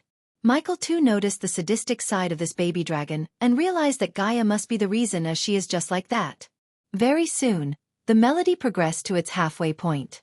Seeing how the baby dragon was laughing at her, Layla became shocked and her face became filled with disbelief. The melody stopped. Layla stopped playing the vina, staring blankly at Michael. She struggled to accept this. No, this is impossible. How? Why is my vina unable to affect you? Layla became rather despaired. Not only did Michael soil her purity, but he was also now immune to her vina. This prevented her from ever taking revenge. She could not accept this. Layla did not believe it. She began playing again, but no matter what she tried, it was unable to harm Michael and the baby dragon at all. They really did seem to be completely immune to her vina. Impossible. Why can't my vina hurt you? Layla shook her head. More and more tears welled up in her eyes, before finally rolling down her beautiful face as two streaks of crystal-like tears. She was in misery. It was all your fault, Layla. Who told you to harness the energy you have an idea about? You paid the price for what you did. It's simple as that. He wasn't going to console her or anything, and if he could, he would have killed her for trying to kill him. Since that was not the case, he gave her the peace of his mind. She was shivering in anger and feeling helpless. She wanted to rip them to pieces, yet she couldn't even barely hurt them. Her face started to become redder and redder as tears of fury and misery flowed out of her bloodshot eyes. What happened between him and Layla was definitely not an accident. As he said, it was her own fault for attracting both Yang and Ying from the first energies instead of only Yin energy. Even if she just tried to harness the Ying, she would have ended up dying because her body and soul were not at the level to handle the first energies. The system would have used a special method to harness the energies to come out of the safe mode while strengthening Michael. It was her who acted rashly and put his life in jeopardy. At that time he had no choice. He needed to survive. Even if he could travel back in time, he would have still done the same thing. Besides, most guys would have chosen to have sex with her using her moment of vulnerability, but he did not. As far as he was concerned, he did no wrong except being a gentleman to her. You bastard. How could you? Use spirit walking dash, so what would you have wanted me to do? Have sex with you? Would you have acted differently if I did that? He continued to fire question after question at her. As an answer, she got nothing. She just stood there with no words to speak. I did what I had to survive. Be grateful that I didn't take your virginity. This is worse, she replied, gritting her teeth. For me, it's not, and as I said before, this is all your fault. So quit whining and get over it. Looking at her standing there without an answer, he sighed and willed the system to open the interface. He knew that Layla needed to calm down right now, so he did not disturb her. Considering he too cannot hurt her even if he wanted to at the moment, he could only let matters take their course and develop as they would. System version 3. 0 host, Michael cultivation level, core formation stage, level 1 experience points. 100,000/400,000 badass points. 48,000 skills and spells. Wind Blast, LVL-2 Responsive Shield, LVL-3 Environment Scanning, LVL-2 Ignitia, LVL-2 Lightning Dash, LVL-2 Energy Devour, LVL-1 Death Range, LVL-2 Techniques, Swords of Destiny, 90% Mastery Occupation. Core Disciple of Sunrise Sect, the Guardian of Sunrise Sect, Lord Lucifer of the Abyssal Status. Healthy Goals: Control the world, rebuild the Order of Death. Utility: Function: Banker, LVL-3, Ratio, 1000 Gold Coins, 10 Badass Points, Wealth, 1,670,000 Gold. Special Trait: 5-star Alchemist. Subordinates: Gaia, Loyalty level 95%, Base of Operation, Sunrise Sect. The Abyssal. Quieting down, Michael immediately checked the conditions of his own body. A wide grin was put on his face when he looked at his stats. Although the trip to the treacherous ocean was extremely dangerous, he had gained a lot. He couldn't wait to see the reaction on the faces of the so-called superstars of the youngest generation such as Victoria and Evan. This was the reason the system always urged him to explore the world, go out adventuring and basically piss off powerful people so he could get stronger as fast as possible. If he had to blame someone for his slow-paced cultivation, it should be him, as he was the one playing it safe. However, playing it safe ends now because he decided to go on an adventure with Gaia after getting out of this place. With the increase in his cultivation level, all of his spells received a power boost, although it was not as much as upgrading the spells to the next level. After closing the stat window, he noticed the small golden box on the corner of his sight bouncing up and down. His face immediately brightened when he saw the box. A legendary gift box. Damn, this day gets keep better and better. Does the host wish to open the gift box? Heck yeah! Chapter 169. The golden box grew bigger and bigger before exploding into golden bits of light, revealing a silver card. Congratulations to the host for receiving the unique trait Inventor. As soon as finished reading the system notification, he felt the familiar sharp pain in his mind. In a blink of an eye, the pain disappeared, leaving new knowledge in his brain. Congratulations to the host for becoming the level 1 inventor. The host can now use the materials found in this world to build basic tools. Michael closed his eyes for a second, studying the new knowledge. He was able to tell that he could now build tools such as batteries, torches, and compasses using the materials found in this world. Although these tools seemed almost useless to him, he did not underestimate the trait. System, show me how many levels this trait has and what do I get in each level. The inventor trait has 6-star levels. Star 1. The host will be able to build basic tools and day-to-day items. Star 2. The host will be able to build basic gadgets such as night vision goggles, lasers, etc. Star 3. The host will be able to build complex gadgets such as eavesdropping bugs, micro cameras, and trackers, etc. Star 4. The host will be able to build new and antique firearms such as crossbows, mini crossbows, limited shots revolver, cannons, etc. Star 5. The host will be able to build various types of new gadgets and weapons. The host is required to either have a 5-star blacksmith or become a 5-star blacksmith to unlock the Star 6 inventor trait. His eyes sparkled looking at this overpowered trait. He couldn't even imagine how powerful he would become after reaching the 5-star inventor level. Whoever had a special trait in this world would be more likely to become successful and powerful than those who don't have a trait. For instance, the 5-star alchemy had already made him super op and saved his life a couple of times, yet alchemy was not a unique trait but the inventor trait was. His smile grew wider in excitement. System, quick, tell me the cost for upgrading the trait. Star 2 requires 10,000 badass points. Do it. Although 10k points was a huge amount, he did not care about the points as he realized the potential of this trait. After he ordered the system, his 48,000 badass points were reduced to 38,000. The very next moment, he experienced a tingling sensation in his brain before the notification box appeared in front of him. Congratulations to the host for becoming the level 2 inventor. The host can now use the materials found in this world to build basic gadgets. How much for the next level? He asked quickly. He knew he probably doesn't have enough badass points to reach the 5-star level, but he wanted to upgrade as much as possible with the current amount of points. 20,000 badass points. You know what to do. The points decreased to 18,000 while the tingling sensation appeared again, and this time, it was slightly more painful than before. Congratulations to the host for becoming the level 3 inventor. The host can now use the materials found in this world to build complex gadgets. Michael closed his eyes again and felt like he could build numerous complex gadgets using the materials found in this world. He had already started to plan a few modifications and new gadgets to his Lucifer armor. Now that he could build gadgets such as eavesdropping bugs and micro cameras, He did not need to buy them from the system. System, how much for the next upgrade? 60,000 Baddus points. Damn, I have a lot of work to do. Saving his remaining points for an emergency, he closed the system before taking out a slice of meat he bought for the baby dragon from his storage. At the moment, the baby dragon was standing on his shoulder, staring at everything around him curiously, and whenever his gaze fell on Layla, puffs of smoke would come out of his nostrils. Do you want this? Michael showed the juicy red meat to the baby dragon. Yummy! Seeing his favorite food, the baby dragon's eyes sparkled as he lunged at the meat. Slow down. He was too late as the baby dragon had already finished half of the slice in one single bite. While the baby dragon was munching on the meat, he turned his gaze towards Layla. How long do you plan to be like this? After balancing the yin and yang and absorbing the energies, we both should have reaped great benefits. See it for yourself. Currently, Layla had already begun to calm down gradually. Hearing what Michael had said, her expression remained the same. She closed her eyes skeptically, silently sensing any changes in her body. A second later, Layla's eyes abruptly snapped open. They were filled with an unconcealable shock, but very soon, it turned into pain. She gently bit her bottom lip and she seemed down. Her strength had indeed increased, just as he had said. However, compared to the price she had paid, she would have rather not gained this increase. I would have rather died than increasing my cultivation level like that. She didn't hide the misery and anger inside her heart as she yelled at him. Her answer, however, annoyed Michael.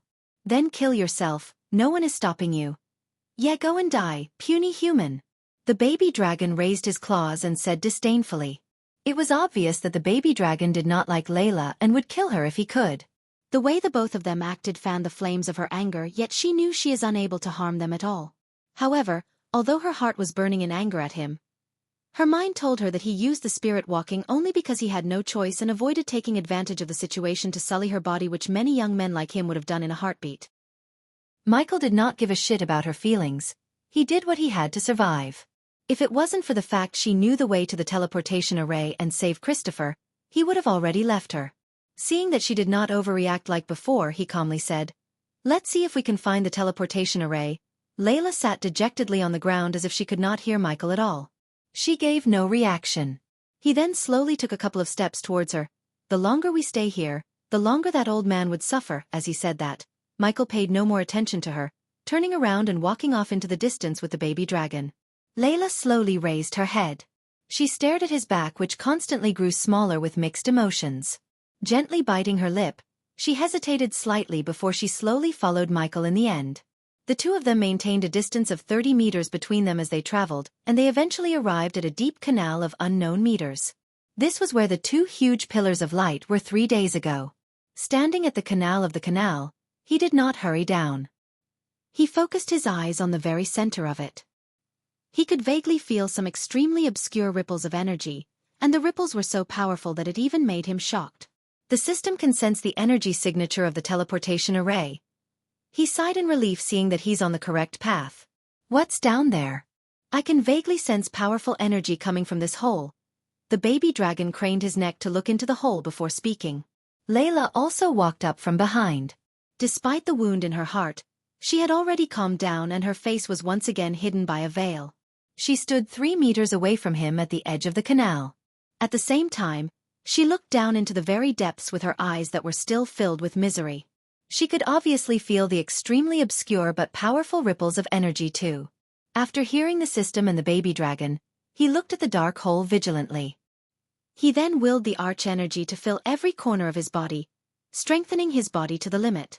He no longer paid any attention to Layla and her tantrum. Without even turning back to look at her, he directly leaped into the hole. While falling down, he retrieved the flying sword and hopped on it in the mid-air. Layla followed closely after he leaped down. She tailed Michael, slowly gliding down toward the bottom too. The two of them arrived at the bottom very quickly. The bottom was flat and had a diameter of 100 meters.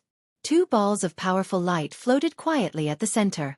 The balls were 2 meters off the ground. One ball seemed to have been made of water, which radiated a bright blue color, while the other seemed to have been made of fire, radiating fiery red color. The first energy stone.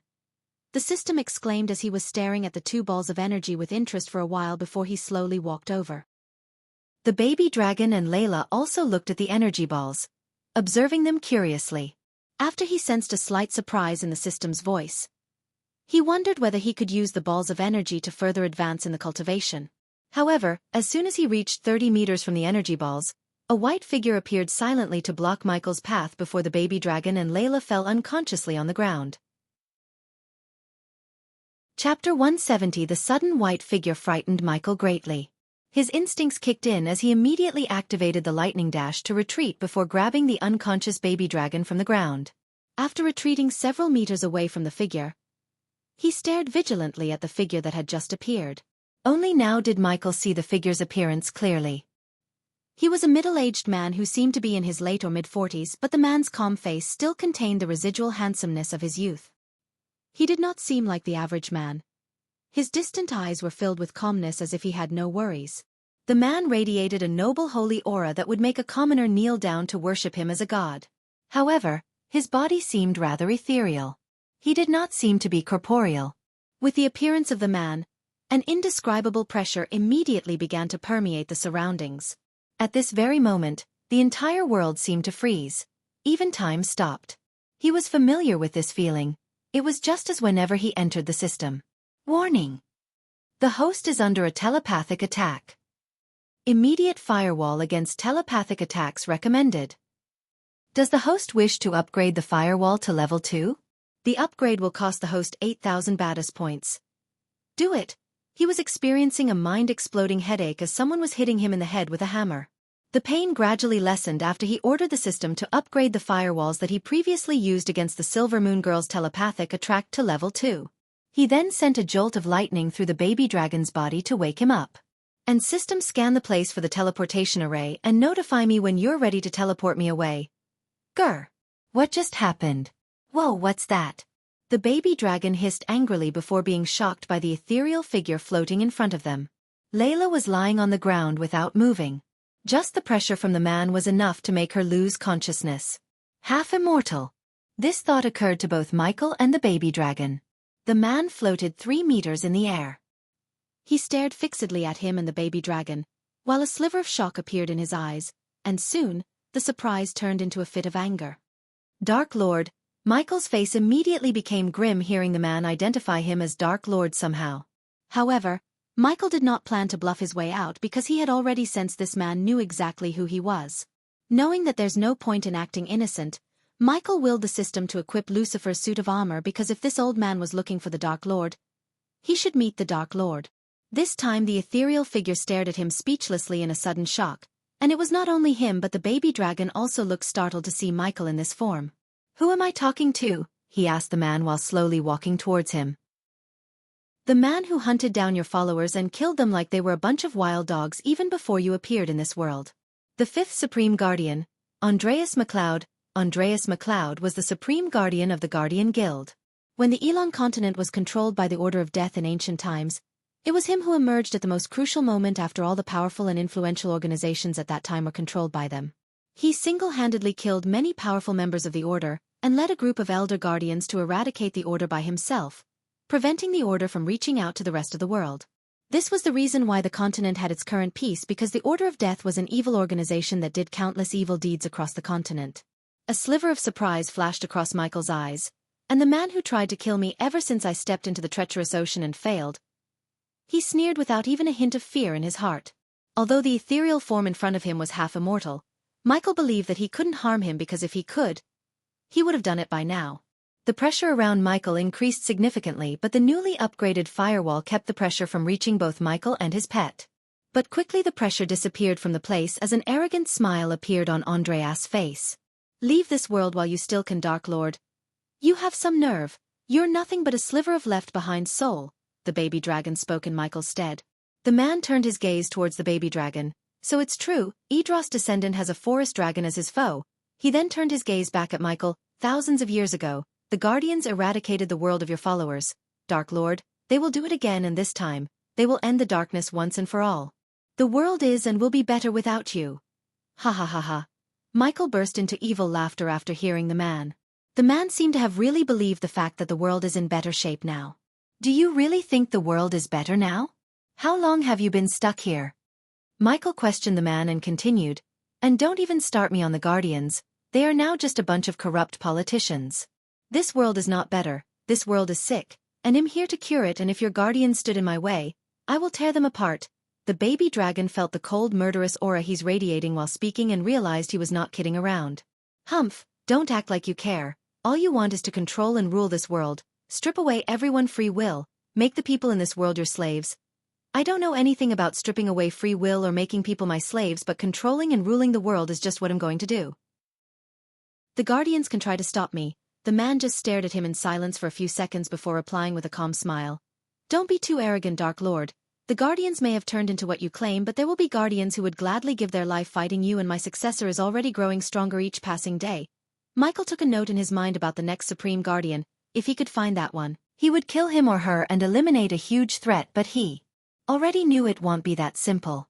And don't even think about killing my successor. I made sure he stays safe from you. Like Andreas read his mind, he spoke with utmost confidence. You already marked his death the moment you put him against me. If he ever tries to stop me from achieving my goals, he will die, and I don't make threats, I make promises. He will have an army in his command, an army that will hunt you down and kill you. Keeping my successor safe was not the only thing I did. Dark Lord, if you ever try to build the Order of Death again, the Guardians will find you. So you're just a one-man against an army. He is not alone, the baby dragon said, roaring at Andreas. See, I've already begun to build an army to fight against the Guardians. Guardians are not the only ones you should be worried about, Dark Lord. Each and every champion of the great clans will unite to fight against you, Idros descendant, and my successor is just one of the under the black mask. Michael frowned slightly. He knew he would be eventually fighting against the Guardians, but after seeing the confidence in Andreas' eyes, he was sure that each great clan has its own version of supreme guardians and would fight him in the future. However, instead of worrying, he began to feel the excitement rising in his heart because they don't have what he has, the badass system. You just made my life a little easier by telling me all these pieces of information. Before coming here, Guardians was my only target, but now, I will start breaking down all the great clans one brick at a time using any means necessary. After all, in the Dark fucking Lord, the tension between them arose as they both stared at them without uttering a word. Soon afterward, Michael's gaze fell on the two energy balls behind the ethereal figure of Andreas. Looking at his gaze landing the two energy balls, Andreas waved his hand as the two energy balls came floating towards him. Let me guess, you are keeping this for your successor. I can see the energy trace in this place and around the two weird energy balls, the baby dragon spoke, looking around the place. The teleportation array is here, and these balls of energy are connected to the array. Michael was surprised to hear the baby dragon speak like this.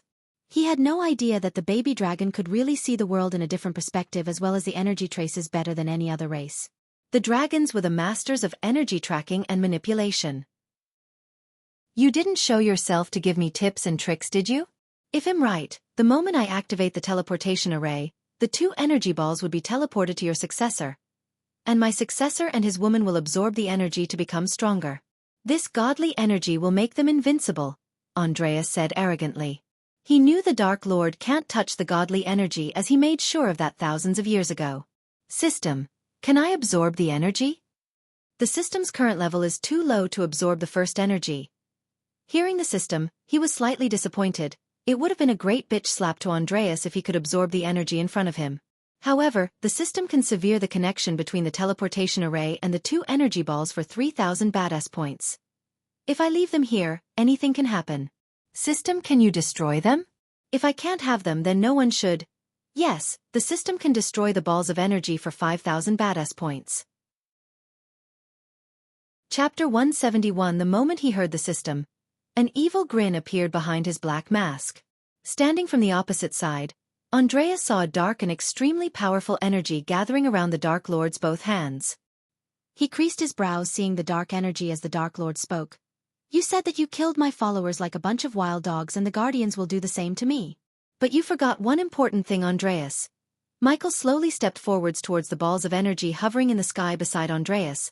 The closer he got the energy balls, the denser the dark mist around his hands became. When you play with the devil, you'll end up in hell. After these words escaped his mouth, he reached out to grab the floating balls of energy. You dash! Andreas' eyes widened as much as they could, staring at the Dark Lord grabbing the balls of energy. The two balls struggled, vibrating violently under his grasp, but the dark mist quickly surrounded them. As the dark mist surrounded the two energy balls, they started to struggle less and less before finally completely vanishing off into the dark mist. How? How is? It can't be, Andreas stuttered. He never thought the godly energies he spent half of his life searching could be destroyed by the Dark Lord in a couple of seconds. Just as the Order of Death, the Guardians also had an oracle who warned them about the Dark Lord, but nobody took the badass system into the equation. Soon after Michael destroyed the 2 energy balls, the ethereal form of Andreas began to flicker. This sliver of soul is dissipating, the baby dragon said, coming out of his shock of seeing Michael destroy the 2 energy balls. Andreas could only stare at the Dark Lord and pray that his successor could defeat the Dark Lord, who seems more powerful than he had imagined. At this moment, he really doubted whether what he left behind was enough to help his successor beat the Dark Lord or not. After what he had just seen, he realized that it was definitely not enough and hoped the gods would help his successor on his path to defeat the darkness. Thank you for everything you said, old man. It was really helpful. Michael waved his hand, snickering before the ethereal form of Andreas disappeared from his sight completely. On the ground, Layla's body slightly moved as she slowly opened her eyes, regaining consciousness. He quickly unequipped Lucifer's armor and equipped the armor he was wearing before. Down, he whispered to the dragon, falling on the ground to pretend he too was unconscious. The baby dragon did not ask any questions as he followed Michael's lead. What just happened? Layla opened her eyes to see Ghost and the baby dragon slowly waking up. I don't know, Michael said, gently lifting the baby dragon from the ground. Both of them struggled to stand on their feet. Layla was really struggling while Michael and the baby dragon just pretended to be. He let out a sigh of relief, thinking about finally leaving his place, looking toward Layla. Layla, we should leave. Layla glanced at Michael. She forcefully restrained her voice and did not say anything. Turning around, she silently walked to the place where the 2 balls of energy were before. Standing there, she closed her eyes, chanting a few words under her breath to activate the teleportation array. Soon after she started to murmur, the ground beneath them lightened up, revealing blue complicated engraving. Walking to the center of the glowing formation, Michael looked back at the fog-covered island. He knew that from now onward, he had to work harder than ever before to achieve his goals. The short conversation he had with Andreas really opened his eyes and gave him a new perspective. Everything he said was deeply engraved into his brain, especially what he said about Idros' descendant. Even though he had the badass system, he did not underestimate the foes he would be facing in the future. To fight them, he planned to recruit people with high potential to build an army that would fight for him. He saw what a drop of Idros' blood could do, and if the descendant has half of his ancestors' power, he knew he must increase the baby dragon's power as soon as possible. Roar! Perhaps the disappearance of the 2 energy balls had alarmed the mutated beings roaming around the treacherous ocean, as powerful roars immediately echoed. Large numbers of mutated beings all charged at the 2 from the surroundings. Both of their expressions changed. Although their strength had increased substantially, they could not fight hundreds of unkillable mutated beings. Moreover, there were quite a few fusion-stage mutated beings among the corpses. If they were surrounded, they would not be facing a hard battle but die in a couple of seconds. Let's leave here quickly. Michael called out to Layla, urging her to activate the teleportation array without lingering any longer in this godforsaken place. Layla did not hesitate either. She immediately drew a few symbols in the air. The very next moment, the engraving on the ground glowed brighter and brighter while the ground began to tremble. In a blink of an eye, a beam of light appeared where they were standing a second before and disappeared along with them. At that moment, in the sky far away from the Rainbow Island, a white light appeared in the empty space without any forewarning. As it disappeared, it revealed the figures of Michael and Layla. The 2 of them finally returned to the world of living from the treacherous ocean. As soon as they emerged from the light, Layla immediately became a blur that flew off into the distance with unbelievable speed. She disappeared in the blink of an eye, leaving Michael behind, who was still floating in the sky on the flying sword with the baby dragon. Looking at the direction in which she disappeared off, Michael remained indifferent. He knew that what happened back in the treacherous ocean had affected Layla greatly, but he did not give a shit about her little feelings. Lightning dash. He just activated the lightning dash, turning himself into a bolt of lightning before flying towards Angel's Peak, where he met with Christopher. After a few hours of flying, he saw 2 figures flying to him from a distance. They were the 2 disciples of Layla, Johann, and Narita. Ghost, you've finally returned. 3 weeks have passed since your departure with the island mistress. We were worried about her, Johanna said from afar. Her voice was clear and pleasant just like a lark's. "And you cured your pet dragon. Wonderful." Another pleasant voice followed Johanna as Narita appeared behind Johanna. "Pet." The baby dragon growled after hearing Narita call him a pet dragon. Although the baby dragon never spent any time with his mother or his siblings, he did inherit all the qualities of the proud dragon race. Calling him a pet was an insult to him, yet he was not stupid to show his annoyance in front of two powerful cultivators who could crush him to death in a blink of an eye. What happened back there? Why did the island mistress look different? As if she is a completely different person? Narita asked. Her face was filled with worry and concern. He, the baby dragon chuckled devilishly standing on his shoulder. "How come?" Michael asked curiously. "As soon as the mistress returned, she gave us the demon dragon's hearts and entered the back mountain to go into seclusion. She paid no attention to us no matter how many times we tried to talk to her. All these years I studied under her, I have never seen her like this. What happened to her?" Johanna's face was filled with the feeling of being wronged. When she reached the end of her words, she immediately became stern and her gaze toward Michael had even become filled with some threat. Michael chuckled. "From this trip, your teacher has gained a lot. Since she reached level 5 of the fusion stage, she must have wanted to consolidate her cultivation. I think that's why she went straight into seclusion. You shouldn't worry about her and disturb her. Is that so?" "Wonderful.